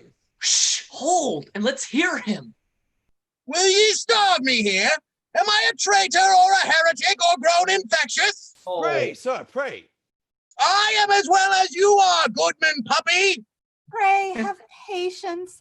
You shall want nothing, sir. I want a cudgel, and thee, thou wickedness. Oh, he speaks well enough. Had ever a strong heart, sir. Will ye hear me? First, be pleased to think I know ye all and can distinguish every man's several voice. You that spoke first, I know my father-in-law. The other, Tranio, and I heard Sophocles. The last, pray mark me, is my damned wife, Maria. If any man misdoubt me for infected, there's my arm. Let any man look on it. Pushing through the crowded hallway, the doctor arrives. Oh, save ye, gentlemen. Oh, welcome, doctor. You come in happy time. Pray, your opinion, what think you of his pulse? It beats with busyness and shows a general inflammation, which is a symptom of pestilent fever. I'll take 20 ounces from him. Oh, like hell you will. Doctor, you're not a doctor at all. You're a fool. Take an ounce from mine arm, and Dr. Snake Eyes, I'll make a closed stool of your velvet custard. Gentlemen, do ye make a May game on me? I tell ye once again, I am as sound, as well, as wholesome, and as sensible as any of ye all. Let me out quickly, or as I am a man, I'll beat the walls down, and the first thing I light upon shall pay for it. Will it please you open up? His fit grows stronger still. Let's save ourselves, sir. He's past all worldly cure. I'm frightened for my wits. Enter 2 brave watchmen. Oh, here's the watch. Pray, do your office. Lock the doors up, friends, and patience be his angel.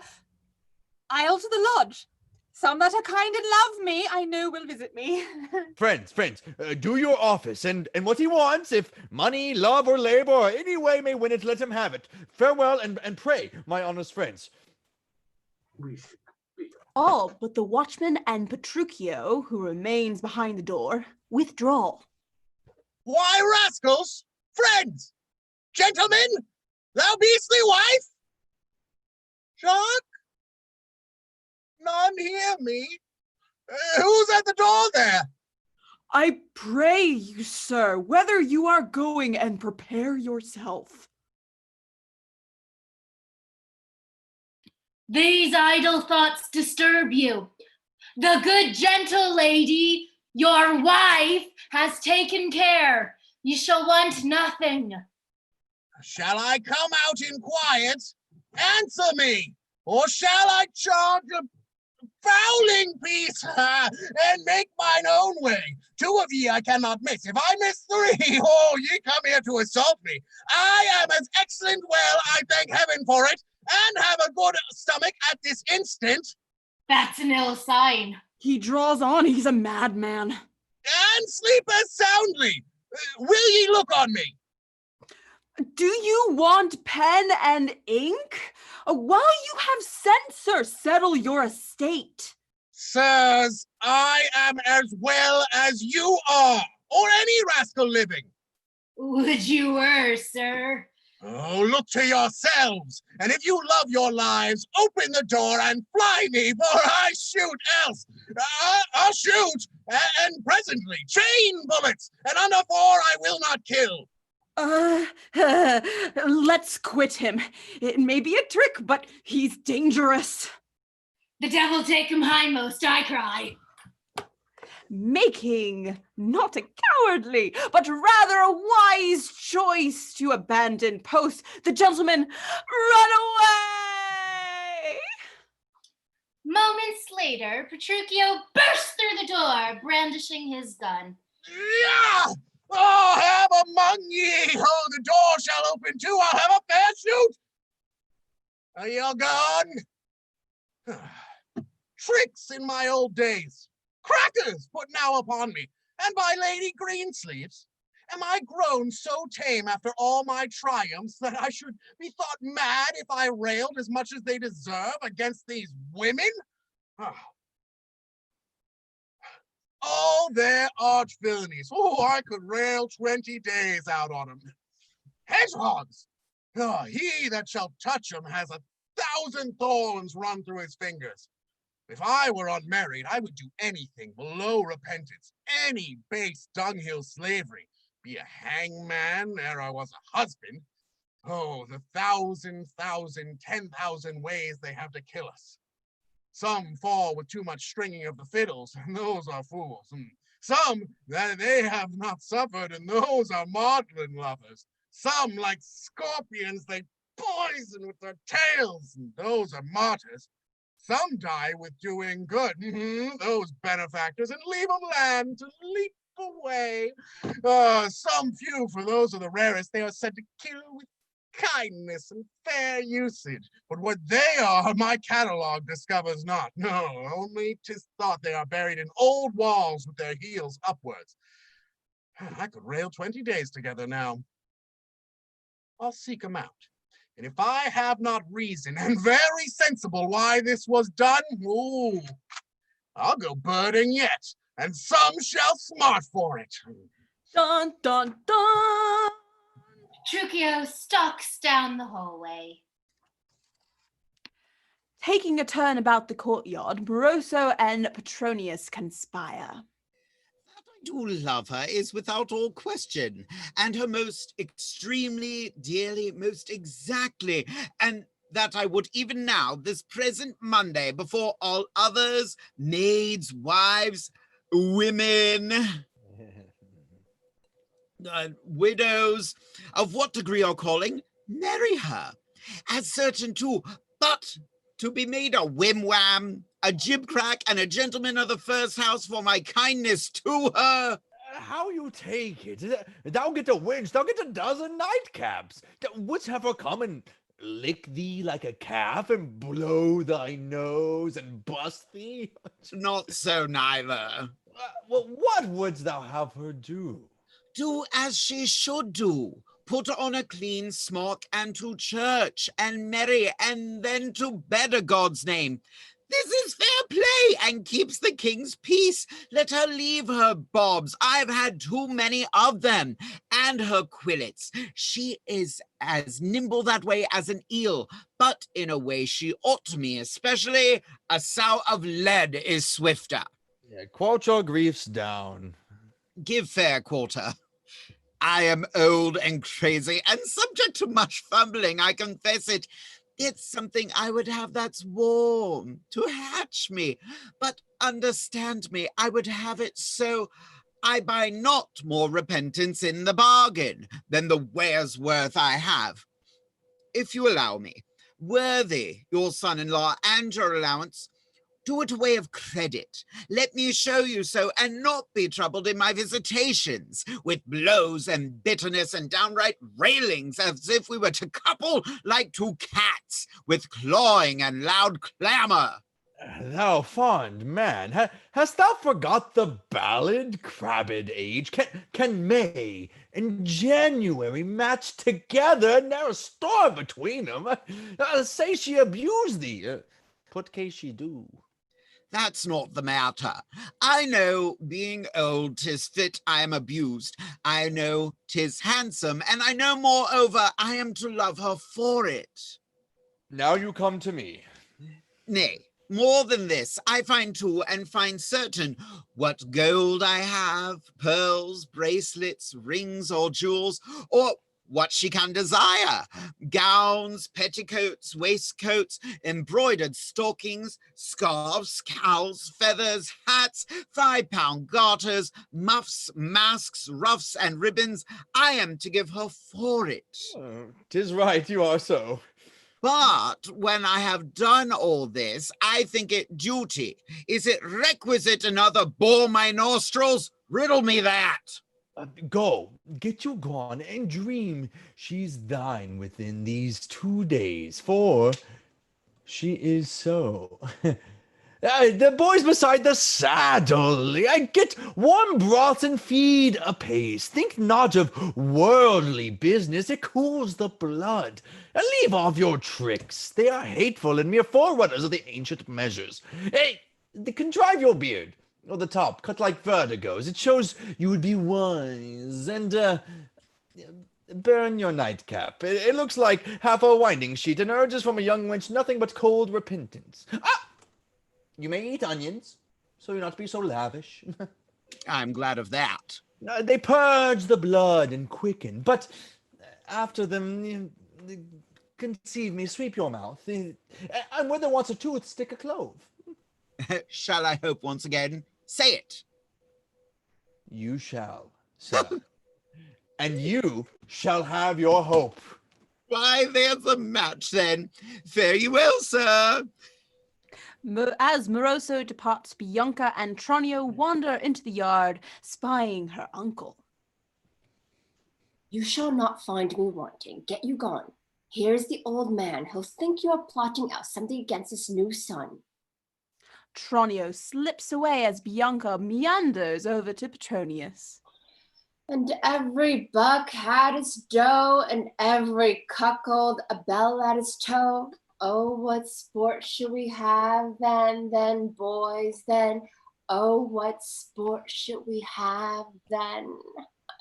This is the spirit that inspires them all. Give you good even? A word with you, sweet lady. I'm very hasty, sir. So you were ever. Well, what's your will? It was not your skillful hand in this last stratagem. Not your mischiefs eking the matter on. In shutting up, is that it? Yes. I'll tell you. Do. And truly, good old man, I do grieve exceeding much. I fear too much. I am sorry for your heaviness. Belike you can repent then. There you are wide too. Not that the thing was done, conceive me rightly, does anyway molest me. What then, lady? But that I was not in it. Oh. There's my sorrow. There you understand me. For I'll tell you, it was so sound a piece, and so well carried, and if you mark the way, so handsomely, of such a height and excellence in art, I have not known a braver, for conceive me, when the gross fool her husband would be sick. Pray, stay. Nay, good your patience, and no sense for it, but step your daughter in. By your appointment, yeah? I would it had. I humbly thank your worship, and so I take my leave. You have a hand, I hear, too. Oh, I have too, sir. In my young daughter's business. Oh. You will find there a fitter hand than mine to reach her frets and play down ditto to her. Oh.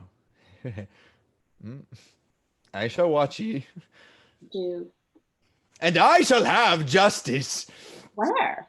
That's all one. I shall be with you at a turn henceforward. Oh, get you a positive. And so good even, sir. Mm-hmm. Bianca and Petronius part ways.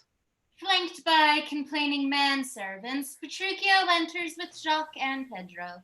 And as I told your worship, all the hangings, brass, pewter, plate, even to the very looking glasses. And that hung for our defense, the armor and the March beer was going too. Oh, Jacques, what a sad sight that was.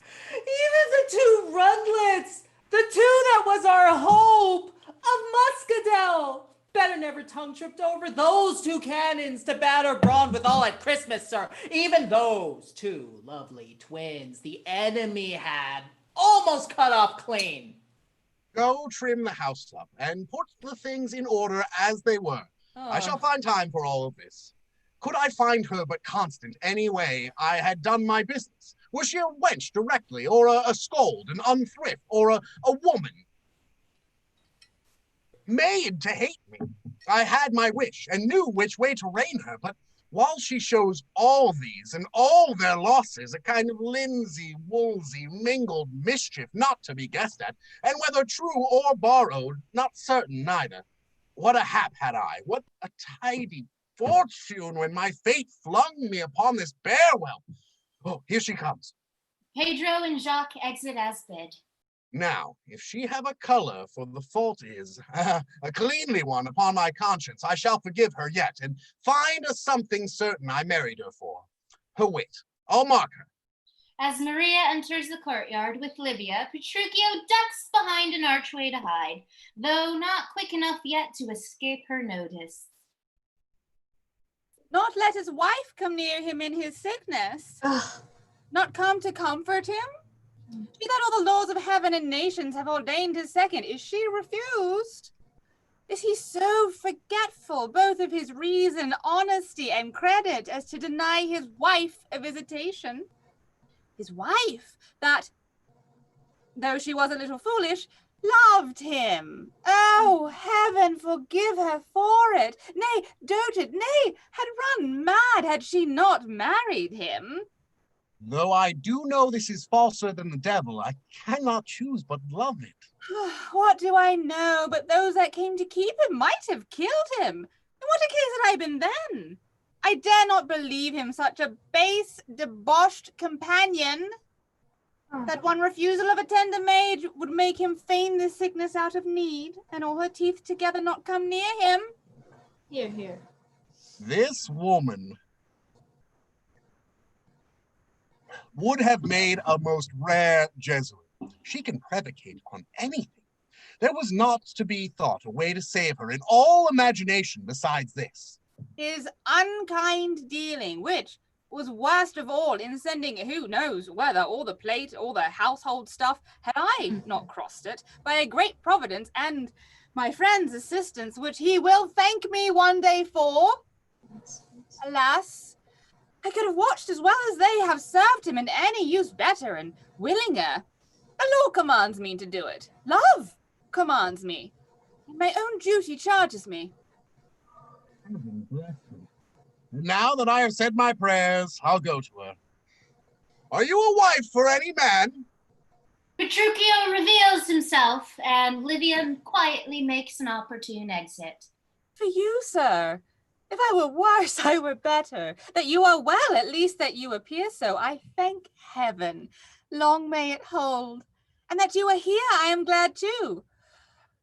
But that you have abused me wretchedly, and such a way that shames the name of husband, such a malicious, mangy way, so mingled. Never look strangely on me, I dare tell you, with breach of honesty, care, kindness, manners. Holla, you kick too fast. Was I a stranger? Or had I vowed perdition to your person? Am I not married to you? Tell me that. I would I could not tell you. Is my presence the stock I come of, which is worshipful, if I should say right worshipful? If I endure this, hang me. Or am I grown? Because I have been a little peevish to you, only to try your temper.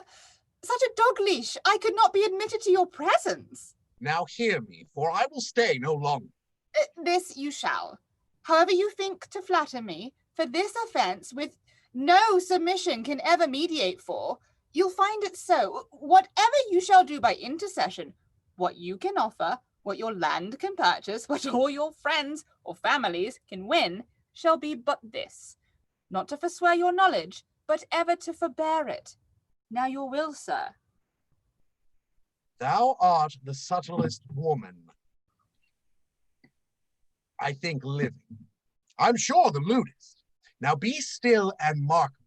Were I but any way addicted to the devil, I should think now I had met a playfellow to profit by, and that way the most learned that had ever taught to murmur. Tell me, thou most poor, paltry, spiteful wench, do you cry? I'll make you roar before I leave. Your pleasure. Was it not sin enough, thou fruiterer, full of the fall thou eatest, thou devil's broker, thou seminary of all sedition, thou sword of vengeance with a thread hung o'er us? Was it not sin enough and wickedness in full abundance? The expectation of all that thought thee virtuous, with rebellion, childish, base rebellion, but continuing after forgiveness too, and worse, your mischief, and against him setting the hope of heaven by, and the dear reservation of his honor, nothing above ground could have won to hate thee. Well, go thy ways. Yes. You shall hear me out first. What punishment mayest thou deserve, thou thing, thou idle thing of nothingness, thou bold primrose that 2 hours after art a weed and withered, for this last flourish on me? Oh, am I the one selected out of all the husbands living to be ridden so by a tit of 10 pence? Am I so blind and bedrid I was mad and had the plague, and no man must come near me? I must be shut up and my substance bezzled, and an old woman watch me?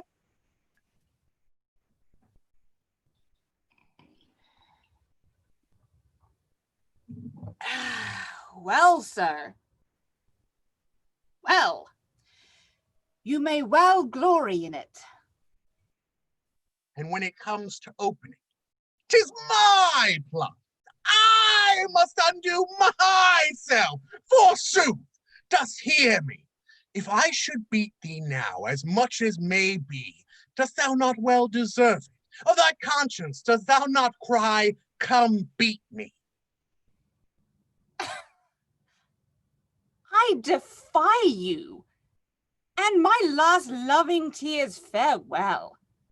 The first stroke, the very first you give me, if you dare strike, try me, and you shall find it so, forever, never to be recalled.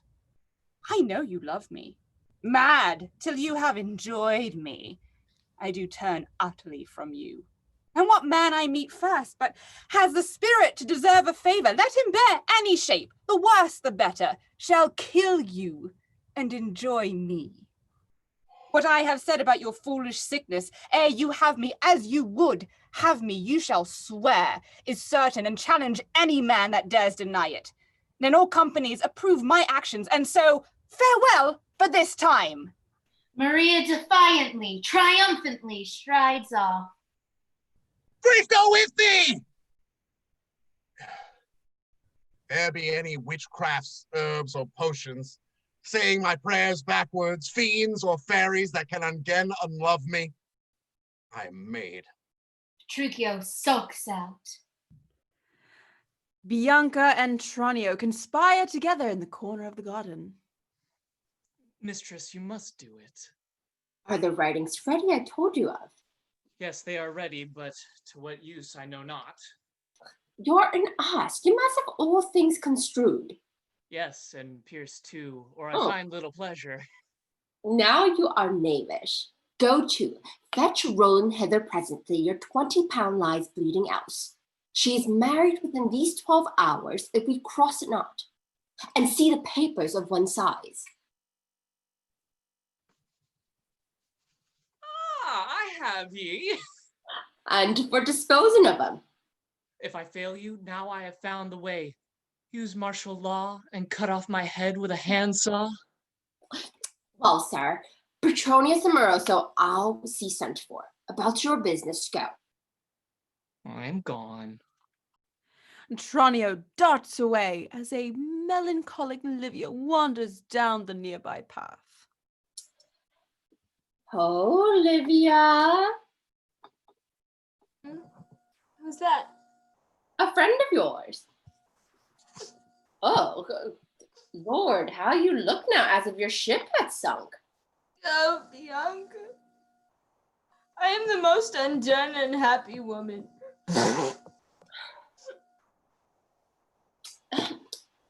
Be quiet, wench. Thou shalt be done and done and done and double done, or all shall spilt for it. No more of these minced passions. They are mangy and ease thee of nothing but a little wind. An apple will do more. Thou fairest Moroso. Even as I fear the gallows. Keep thee there still. And you love Roland, say? If I say not, I am sure I lie. What wouldst thou give that woman? In spite of all his anger and thy fair, and all thy father's policy, that could clap you within these 2 nights quietly into a bed together.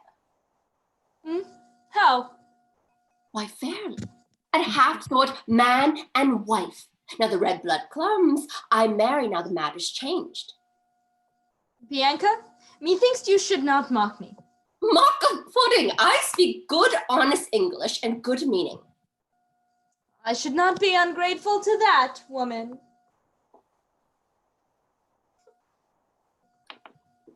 I know thou wouldst not follow but my counsel. And if thou hast him not, despite of fortune, let me never know a good night more.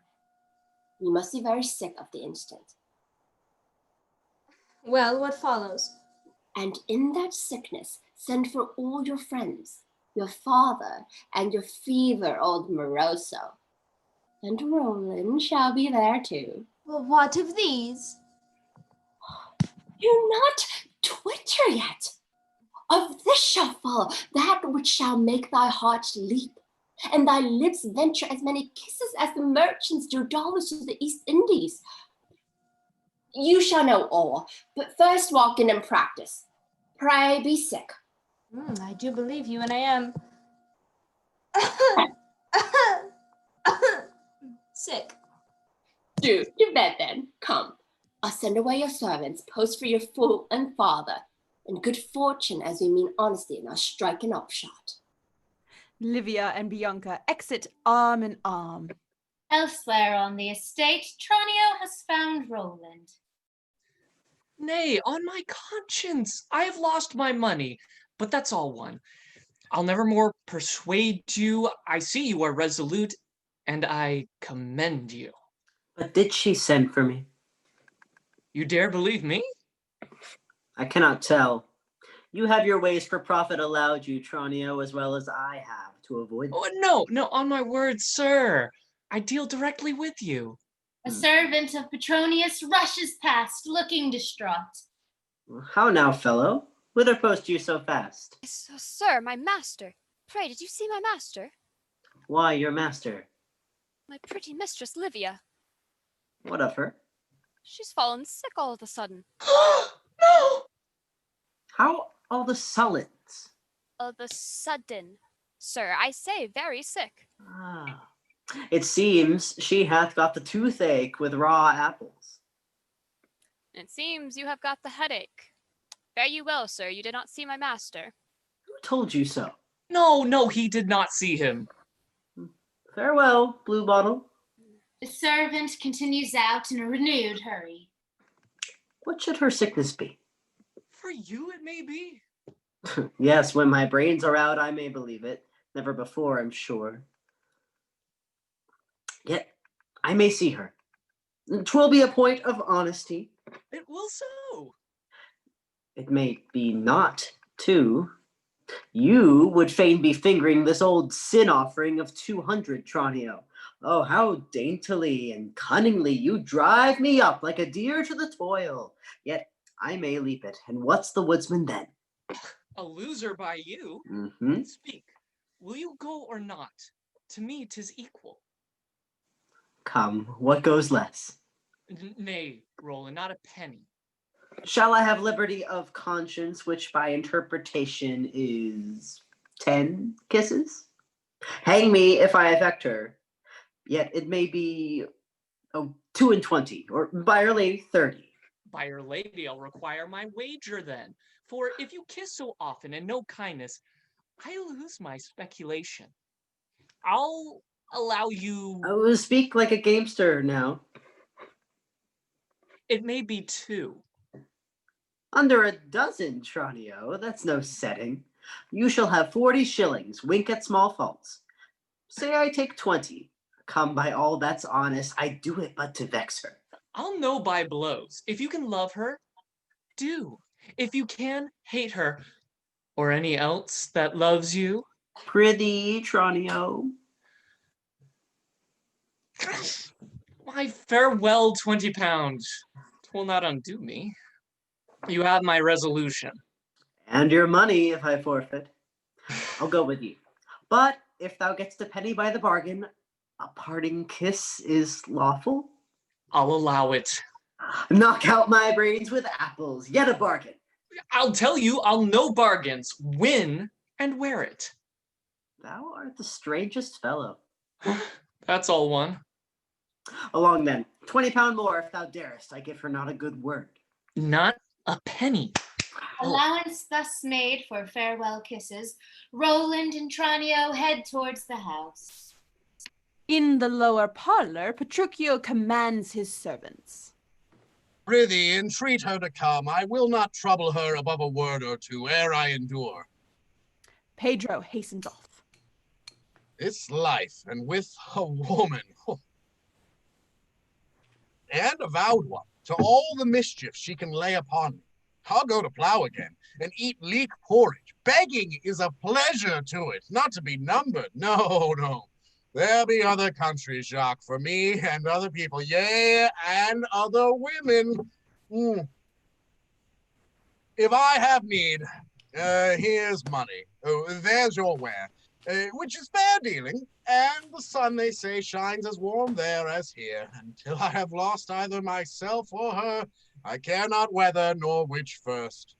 Will your worship hear me? And utterly outworn the memory of such a curse as this, none of my nation shall ever know me more. Out, alas, sir.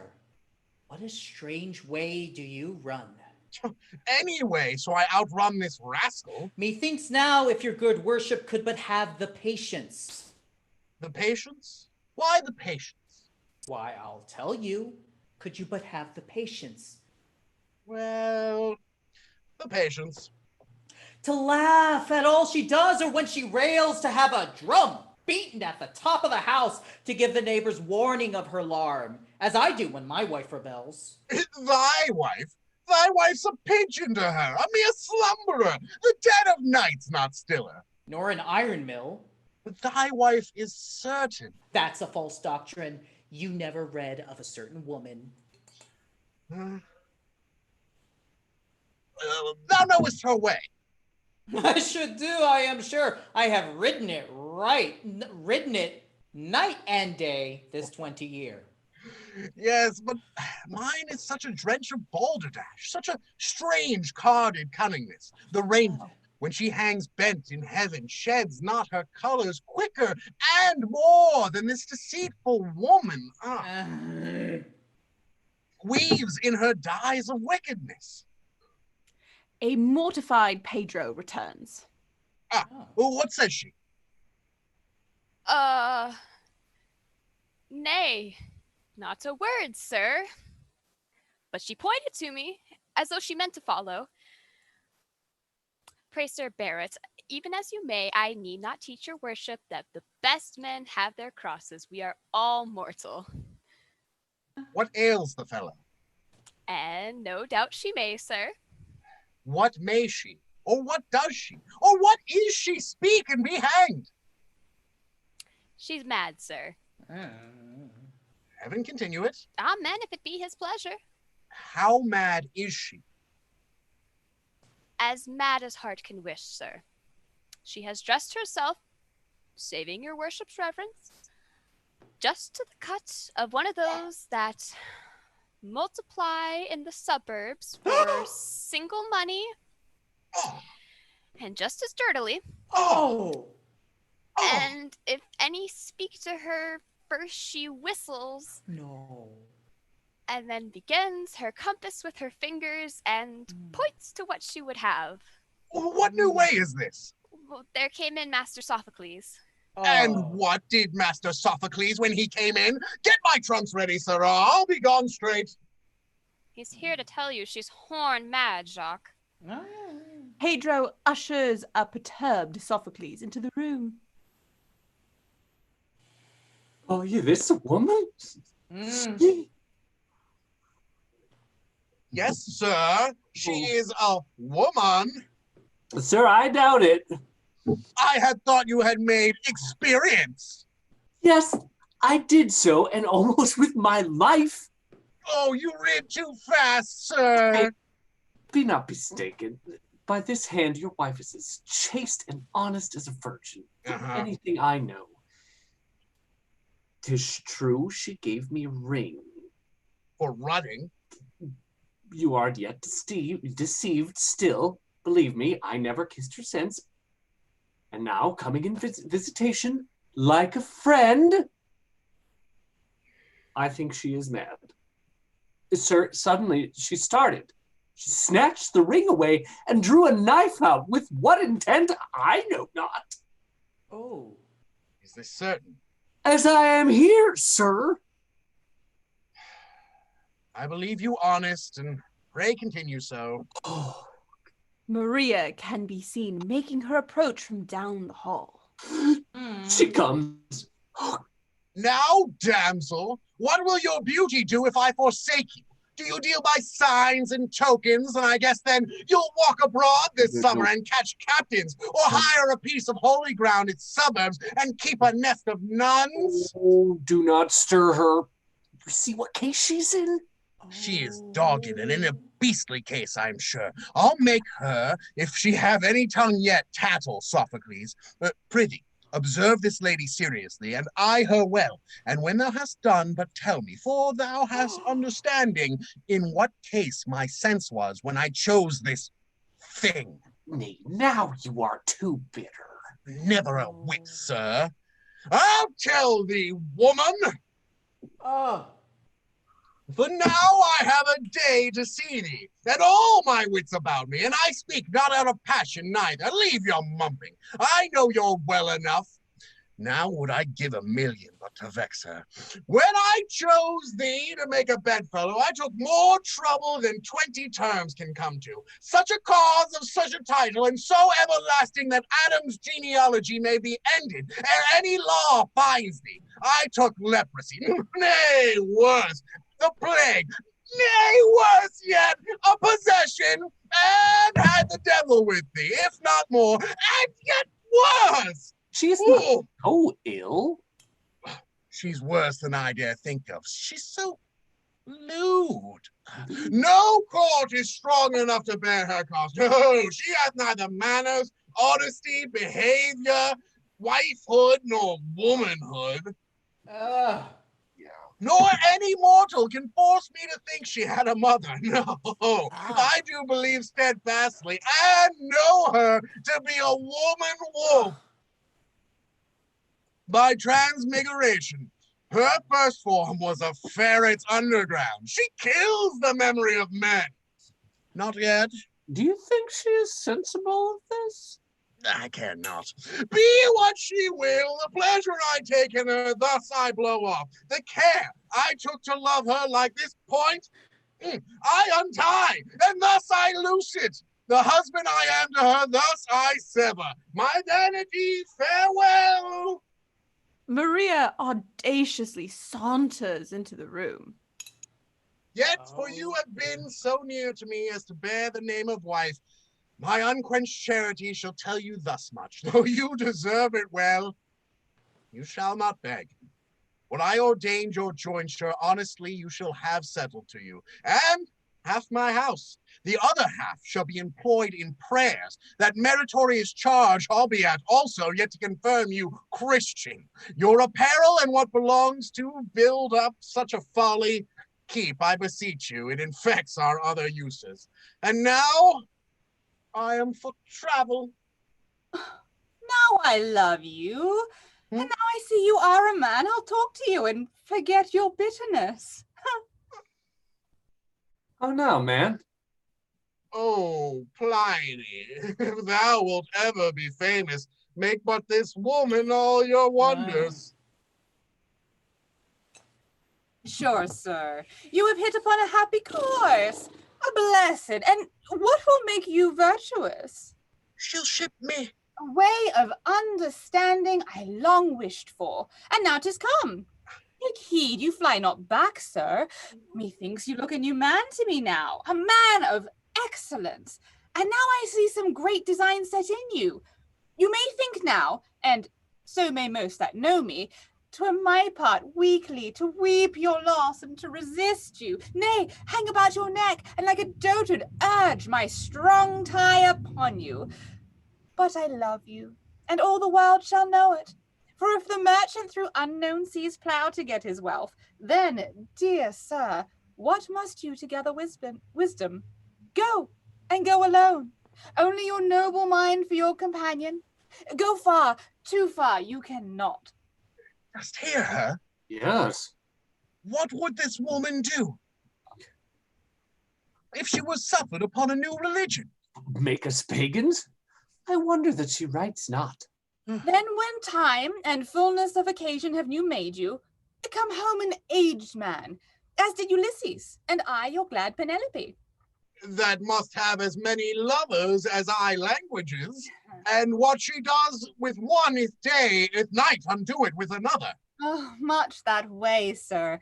For in your absence it must be my honor that must make me spoken of hereafter, to have temptations, and not little ones, daily and hourly offered me, and strongly, almost believed against me, to set off the faith and loyalty of her that loves you.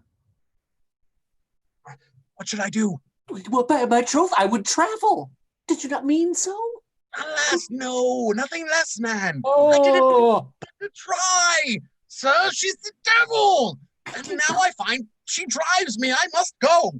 Oh, my trunk's down there and my horse is ready. Oh, sir, for your house. And if you please to trust me with what you leave behind. Ugh, bring down the money.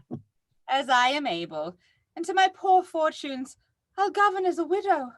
I shall long to hear of your well-doing and your profit, And when I hear not from you once a quarter, I'll wish you in the Indies or Katia. Those are the climes must make you. How's the wind? She'll wish me out of the world anon. Oh, for France! 'Tis very fair.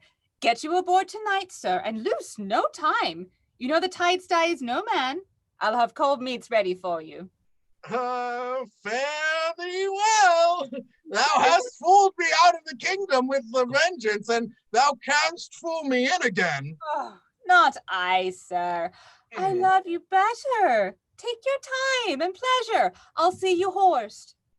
Oh, I think thou would see me hanged too, were I but half as willing. Anything that you think well of, I dare look upon. You'll bear me to Land's End, Sophocles, and other of my friends, I hope. Never doubt, sir. You cannot want companions for your good. I'm sure you kiss me ere I go. I have business, and stay long here I must not. Well, get thee going, for if thou tarriest but another dialogue, I'll kick thee to thy chamber. Fare you well, sir, and bear yourself. I do beseech you once more. Manly and worthily, 'tis for my credit, and for those flying fames here of your follies, your gambols, and ill breeding of your youth, I'll deal like a wife that loves your reputation, that thou shalt die. If you want lemon waters or anything to take the edge of the sea off, pray speak and be provided.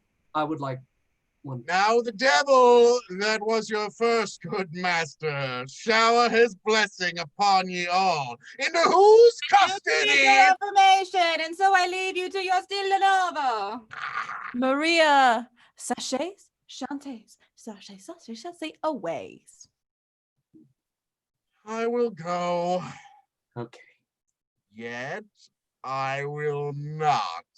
Once more, Sophocles, I'll put her to the test. We'd better go, France. I will go then. Let's seek my father out and all my friends to see me fare aboard.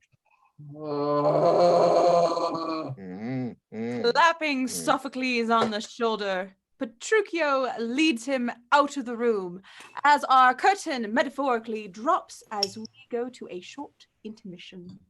That's right, we've got one more intermission. The act following is very short, so please don't go too far. Just refresh your drinks, get a bio break if you need it. We've got one more cocktail lesson with Ariel, and then a short little synopsis for what's yet to come. Thank you all so much for being with us thus far. There's so much more. Stick around.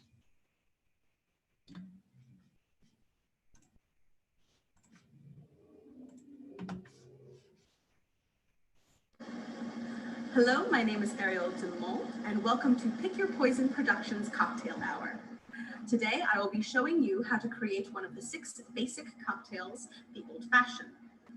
The Old Fashioned was originally created in the 1800s, then known as the Whiskey Sling. The term Old Fashioned wasn't coined until the 1860s in Chicago, when they claimed that they were the first to create the cocktail. This, of course, is some debate because we are aware that they are an old fashioned that is made from gin from the early 1800s, as well as the Whiskey Sling. Now, today, we are going to be doing a modernized version of the cocktail, the Old Fashioned, so we will not be muddling any fruit, which is this representation of the cocktail is closer to the original recipe than what is known.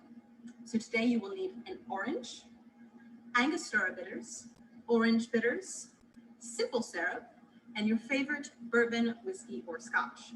Now, if you are not a bourbon drinker, you can make this with rum or tequila. I have seen it done with that as well. However, the classic is with bourbon.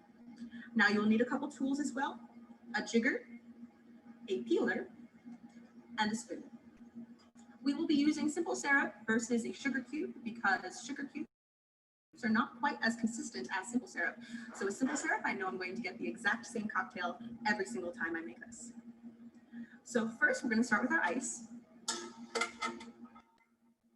Today, I'm going to be using a sphere. However, you can use regular ice or cold draft if you so choose. From here, we're going to put in our Angostura bitters. So you're going to do 3 dashes of Angostura bitters,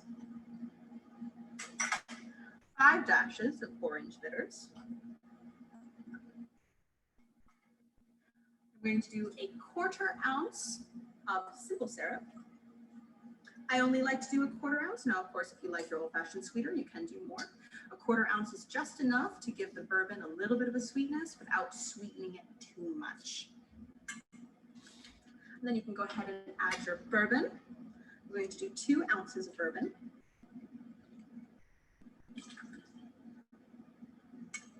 You can already smell it. And now we're going to give it a nice little stir.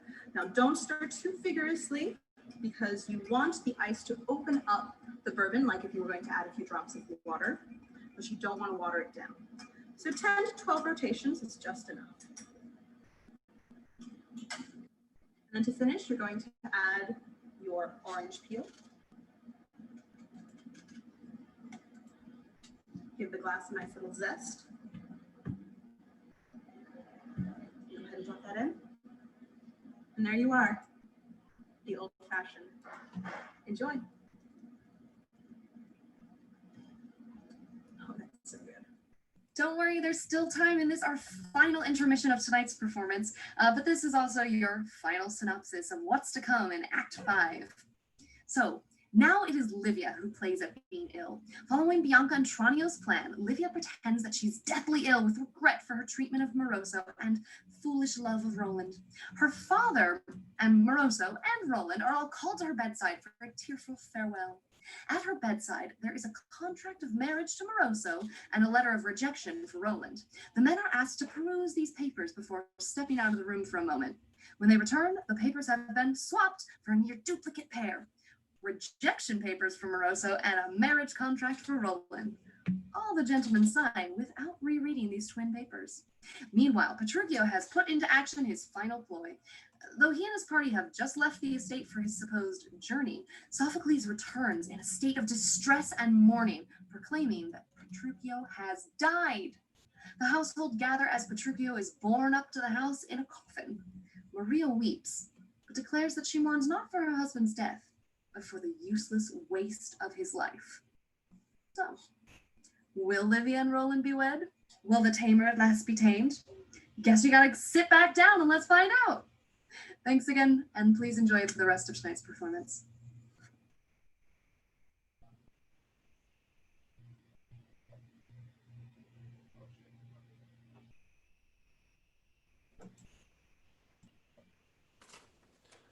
Welcome, welcome back.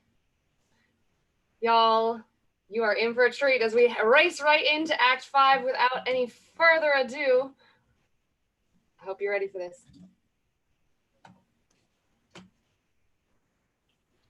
Petronius and Bianca stand together just outside of Livia's bedchamber. Now, whether I deserve that blame you gave me, let all the world discern, sir. If this motion, this fair repentance of my daughter, spring from your good persuasion, as it seems so, I must confess I have spoke too boldly of you, and I repent. The first touch was her own, taken no doubt from disobeying you. The second I put to her, when I told her how good and gentle yet with free contrition, again you might be purchased. Loving cousin, she heard me, and I thank her, thought me worthy observing in this point. Yet all my counsel and comfort in this case could not so heal her, but that grief got a share too, when she sickened. I am sorry she's so ill, yet glad her sickness has got her so good a ground. Moroso hobbles into view. Oh, here's Moroso. Oh, you are very welcome. Now you shall know your happiness. I am glad on it. What makes this lady here? A dish for you, sir. You'll thank me hereafter. True, Moroso. Go, get you in and see your mistress. She is sick, sir, but you may kiss her whole.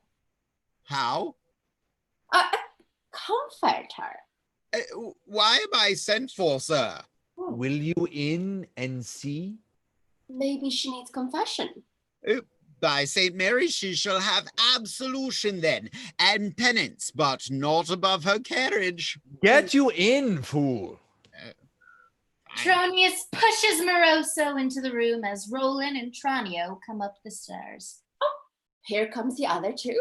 Oh, now, Tranio, good evening to you too, and you are welcome. Thank you. I have a certain daughter. Would you had, sir? No doubt you know her well. Oh. Nor never shall, sir. She is a woman.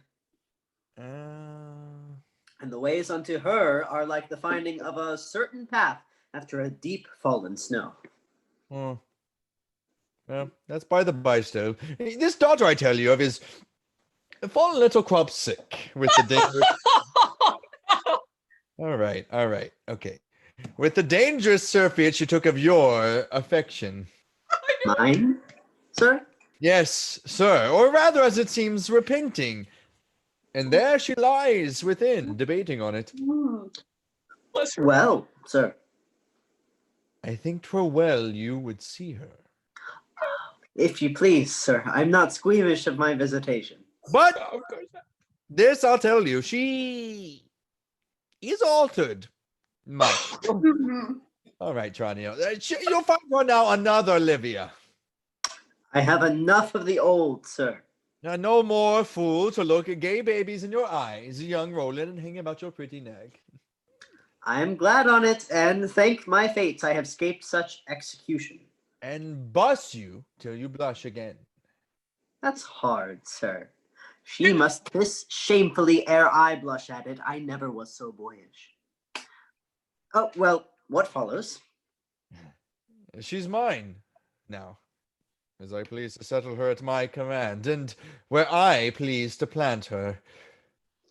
Only she would kind of take a farewell of you and give you back a wandering vow or two you left in pawn, and for 2 or 3 slight oaths she lent you too, she looks for.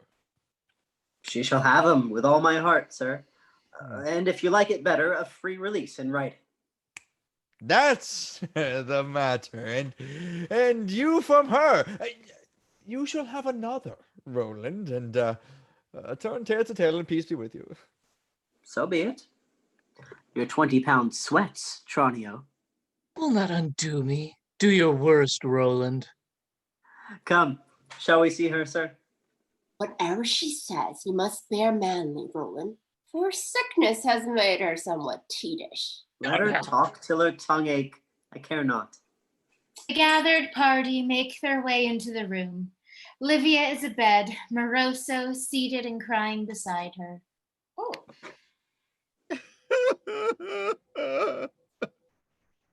How is it, daughter?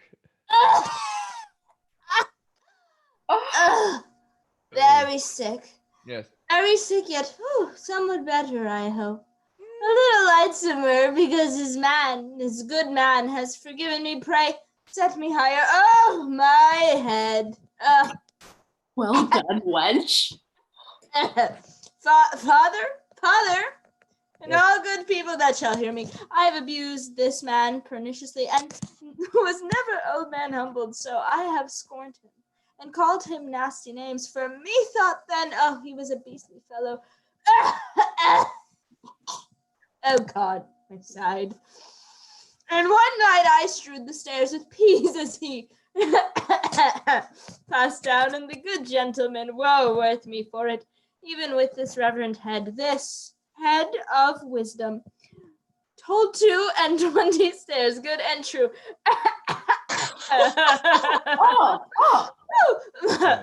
Missed not a step, and as we say verbatim, fell to the bottom, broke his casting bottle, jumbled his joints together, had 2 stools, and was translated.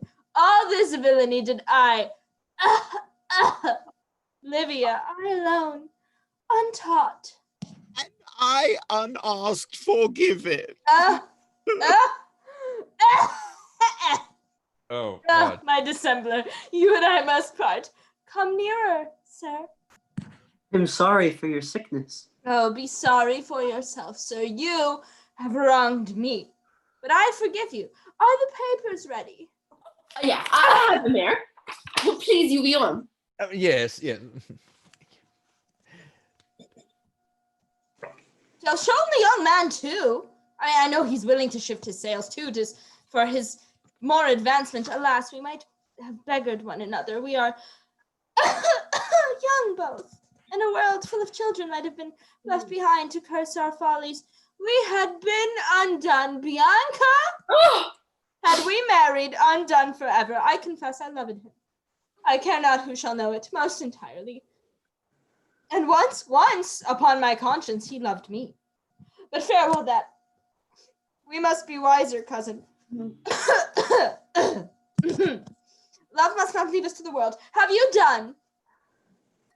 Yes, and I'm ready to subscribe. Pray. Stay then, give me the papers. Let me peruse them. Oh, so much time as may afforded to you at our last... Wait. Oh, so much time as may afforded to you at our last parting. Pray retire and leave her. I'll call you presently. Come, gentlemen, the shower must fall. Would I had never seen her. All four gentlemen momentarily depart, Roland and Moroso in great distress. Oh, God. Oh. Thou hast done bravely, wench. Pray heaven it prove so. There are the other papers. When they come, begin you first, and let the rest subscribe hard by your side. Give them as little light as drapers do their wares. It's Mark Moroso. Ah, in what an agony he was, and how he'd cried most when I'd abused him most. That was but reason. What a striking thief is this. Though I was but a counterfeit, he made me directly sick indeed. Let him be hanged. Amen. And lie you still, and once more to your business. Call him in. Now, if there be a power that pities lovers, help now and hear my prayers. The gentlemen are called back into the room. Is she ready? She has done her lamentations. Pray go to her. Roland, come near me, and before you seal, give me your hand. Take it again. Now, kiss me. This is the last acquaintance we must have. I wish you ever happy.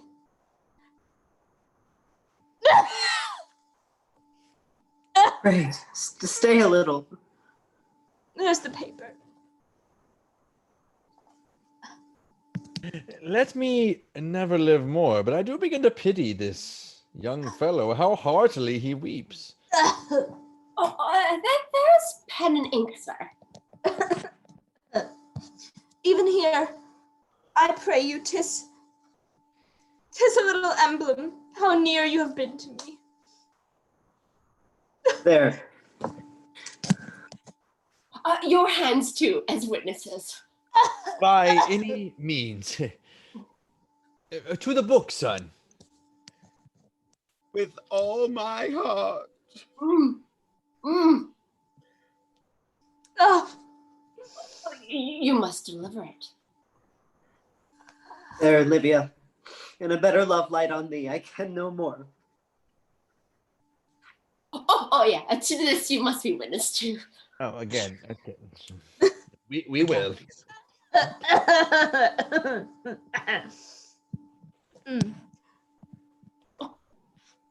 Oh, do you deliver it now?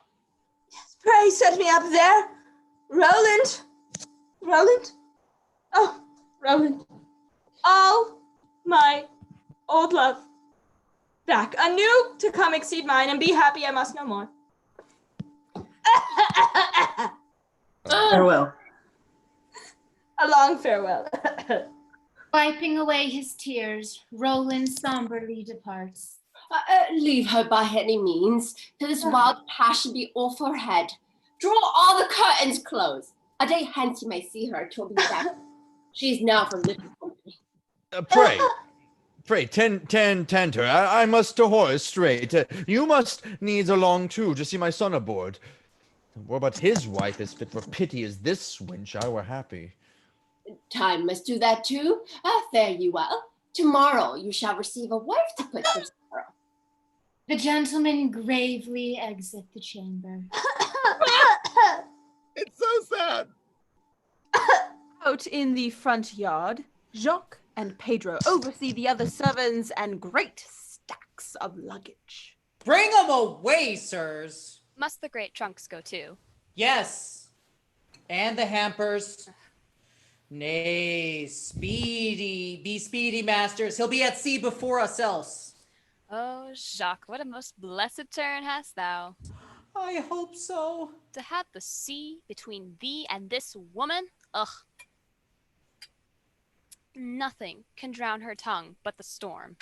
By your leave, will get us up to Paris with all speed, for on my soul, as far as Amiens, she'll carry blank away to Lyon Quay, and ship 'em presently will follow ye. Now, could I wish her in that trunk? God shield, man, I would rather have a Baron's. Well, yes, I'll tell ye.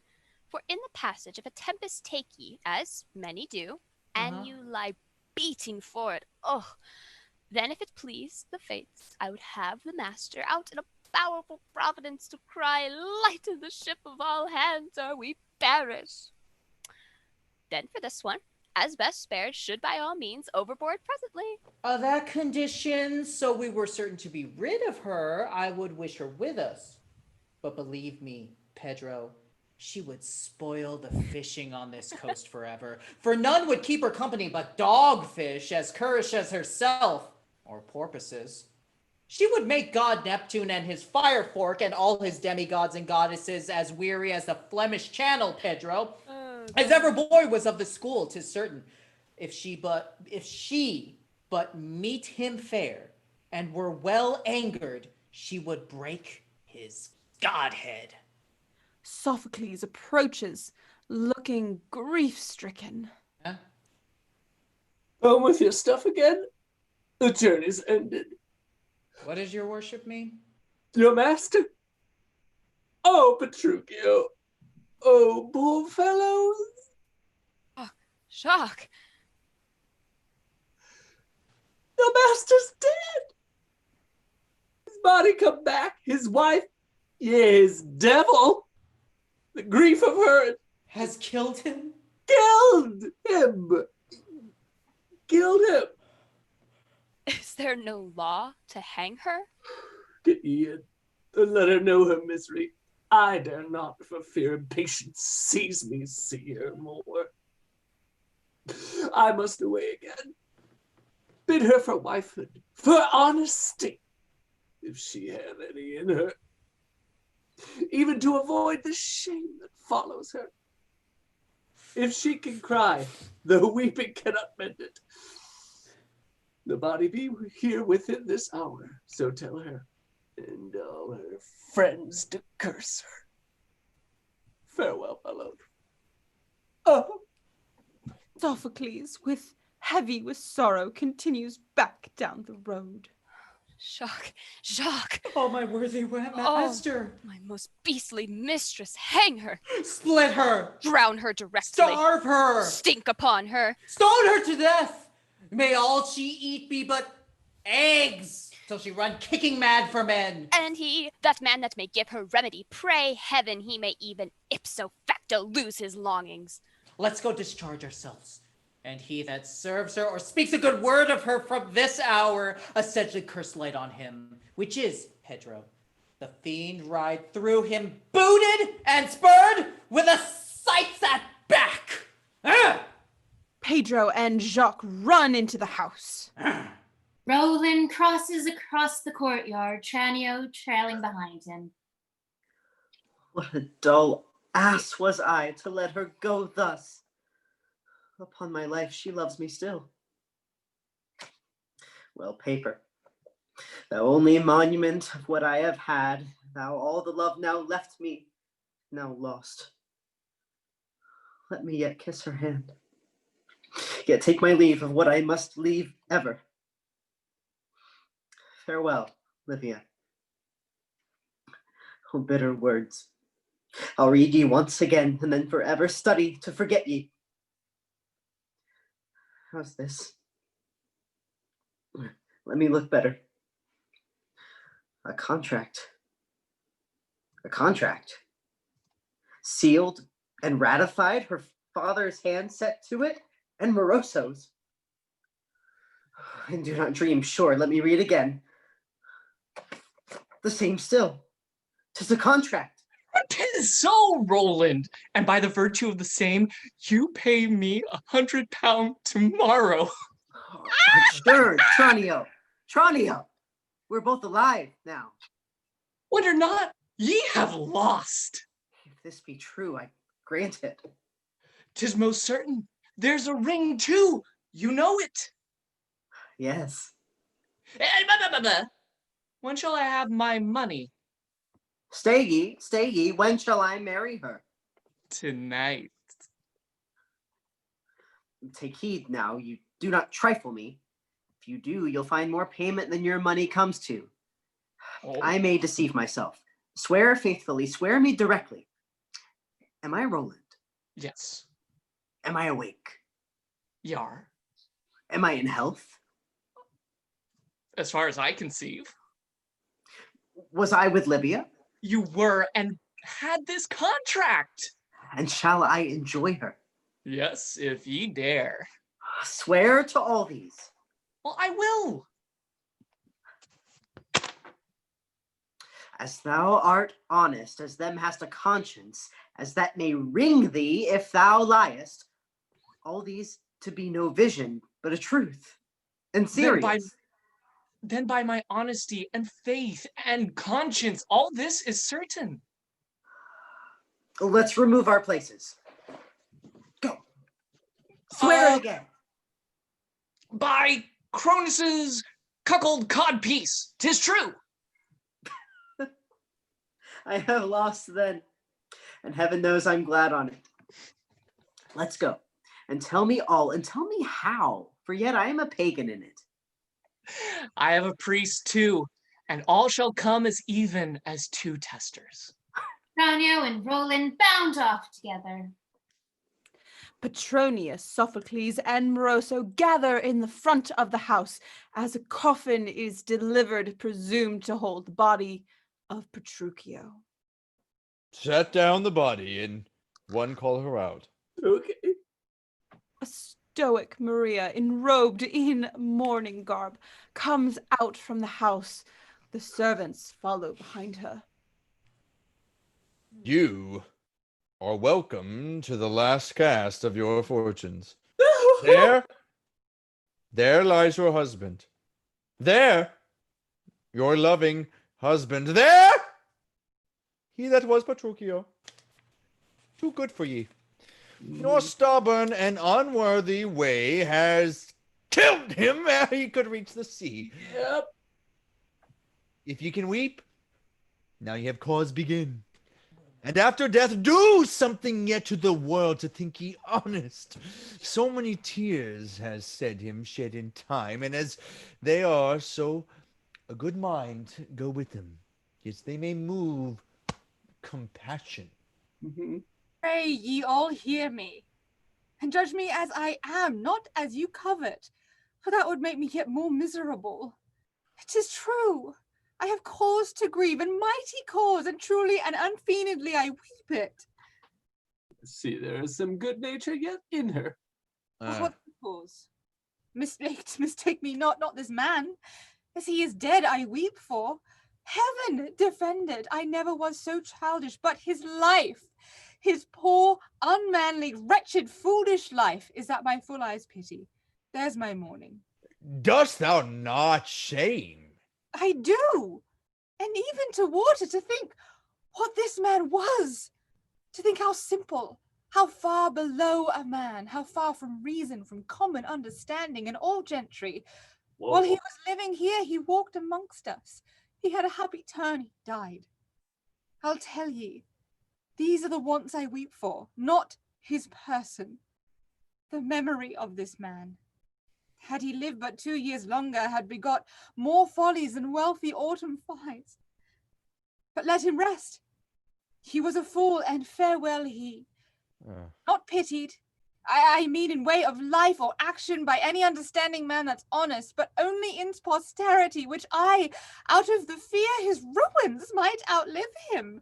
It's a bad issue, like a careful woman. Like one indeed, born only to preserve him, denied him means to raise. Unbutton me! I die indeed else. Oh, Maria! Oh, my unhappiness, my misery! Oh, go to him, wench. If he perish, I'll see thee hanged myself. Oh, why, Maria? I have done my worst. I have my end. Forgive me. From this hour make me what you please. I have tamed ye, and now am vowed your servant. Look not strangely, nor fear what I say to you. Oh, dare you kiss me? Thus I begin my new love. Once again? Oh, with all my heart. Oh, once again, Maria. Oh, gentlemen, I know not where I am. Go to bed then. You'll quickly know, sir. Never, no more your old tricks. Oh, never, sir. You shall not need, for as I have faith, no cause shall give occasion. As I am honest, and as I am a maid yet, all my life from this hour, since ye make so free profession, I dedicate in service to your pleasure. Well, I'm merry. This goes roundly off. Go, Jacques. Get all the best meat may be bought for money, and let the hog's head blood. I am born again. Sure. Well, little England, when I see a husband of any other nation, stern or jealous, I'll wish him but a woman of thy breeding. And if he have not butter to his bread till his teeth bleed, I'll never trust my travel. Hey! Roland, Livia, Bianca, and Tranio, a joyful quartet, come up a side path together. The two lovers locked arm in arm. What have we here?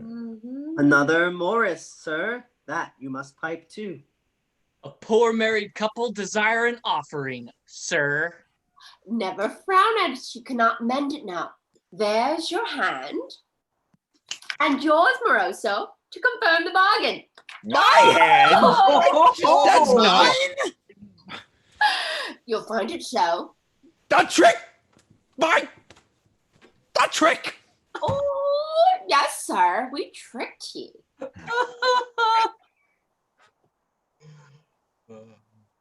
Father? Hast thou lain with him? Speak. Yes, truly, sir. Oh! Hey, come. And hast thou done the deed, boy? I have done, sir. Oh, that, God. That will serve the turn, I think. I'll be the maker-up of this, Moroso. There's now no remedy, you see. Be willing, for be or be not, he must have the wench. Since I'm overreached, let's into dinner. If I can, I'll drink it away. That's well said. Yeah, well, Sarai, you have played a trick. Look to it.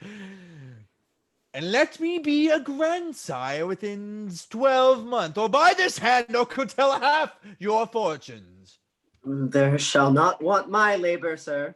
Oh, no. Your money. Here's one has undertaken. Well, I trust her, and glad I have so good a pawn. I'll watch ye. Please do. Listen, and drink all hands and be jovial. I have my colt again, and now she carries. And gentlemen, whoever marries next, let him be sure to keep him to his text. Yeah.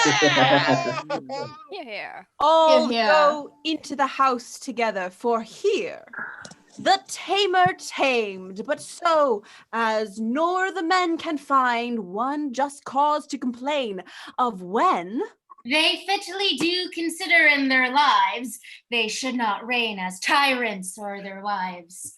nor can the women Hey! from this precedent insult or triumph, it being aptly meant.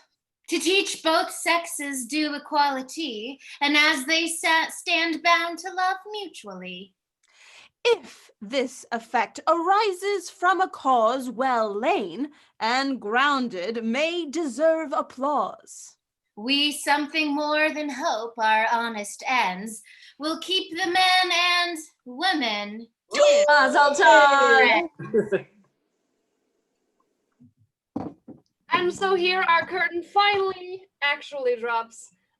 'Tis the end of the show. Round of applause for the cast. Woo! Woo! Hold yourselves. I'm sure we'll get the little applause emojis in the chats. Thank you all so much for being with us here tonight. Our cast is again Ariel Demont, my co-producer as City Wife and ensemble parts, Leah Griff as narrator and other ensemble parts, Merritt Tressler as Pedro and ensemble parts, Mitch Gamble-Ernst as Moroso, Christopher Lyons as Jacques, Whoa, wow! Nancy Mola as Bianca, Trevor Martin as Petronius, James Freer as Sophocles, Jake Daly as TRANIO, Danielle Kogan as Livia, Adam Plant as Rowland, Dylan Michael Collins as Petruchio, and Tamiah Bantum as Maria. Woo! Thank you. We cannot say thank you enough to all of you who were with us through this, all of you who got tickets, whether free or sponsored, though of course we have some extra love and appreciation of our sponsors of all levels for this show. Doing theater this way is not what any of us anticipated, and clearly we're still working through some of the mechanics of it, but the fact that so many of you have been so supportive of both our first show and then you came back for another one, there's gonna be more to come. Once again, major thanks to our top shelf sponsors, Mary Ferris Tressler, Evan and Susan Stitt. You all are so appreciated. Thank you very, very, very, very much. And to all of you, again, free or sponsored tickets, anyone who is in our audience tonight, thank you for being here. Please pass this show on to your friends. It is not too late to sponsor us. Hey, if you really enjoyed this show, our coffee account is still open and available. I believe I finally fixed the comment section of the video, and the link will be below, so you can sponsor the show. Just make sure you say when you are buying us a coffee on coffee that you say it is for Tamers Tamed, and no matter how late that comes in, it will be split equally among every performer here and the productions. We are paying for things like this Zoom account and advertisements for the show, and more shows to come. We have some things that we are talking about. Our next show, in 6 to 8 weeks would be around Halloween-y time. My favorite time. Yes. So if you're interested in seeing that, please come back for more. We are going to stop the live stream, but not our Zoom. So we're going to say goodnight to you all and thank you. Cheers, guys. Cheers. Thank you. Cheers. Thank you. Thank you. Good night. Good night, all. Thank you very, very much. Love you all.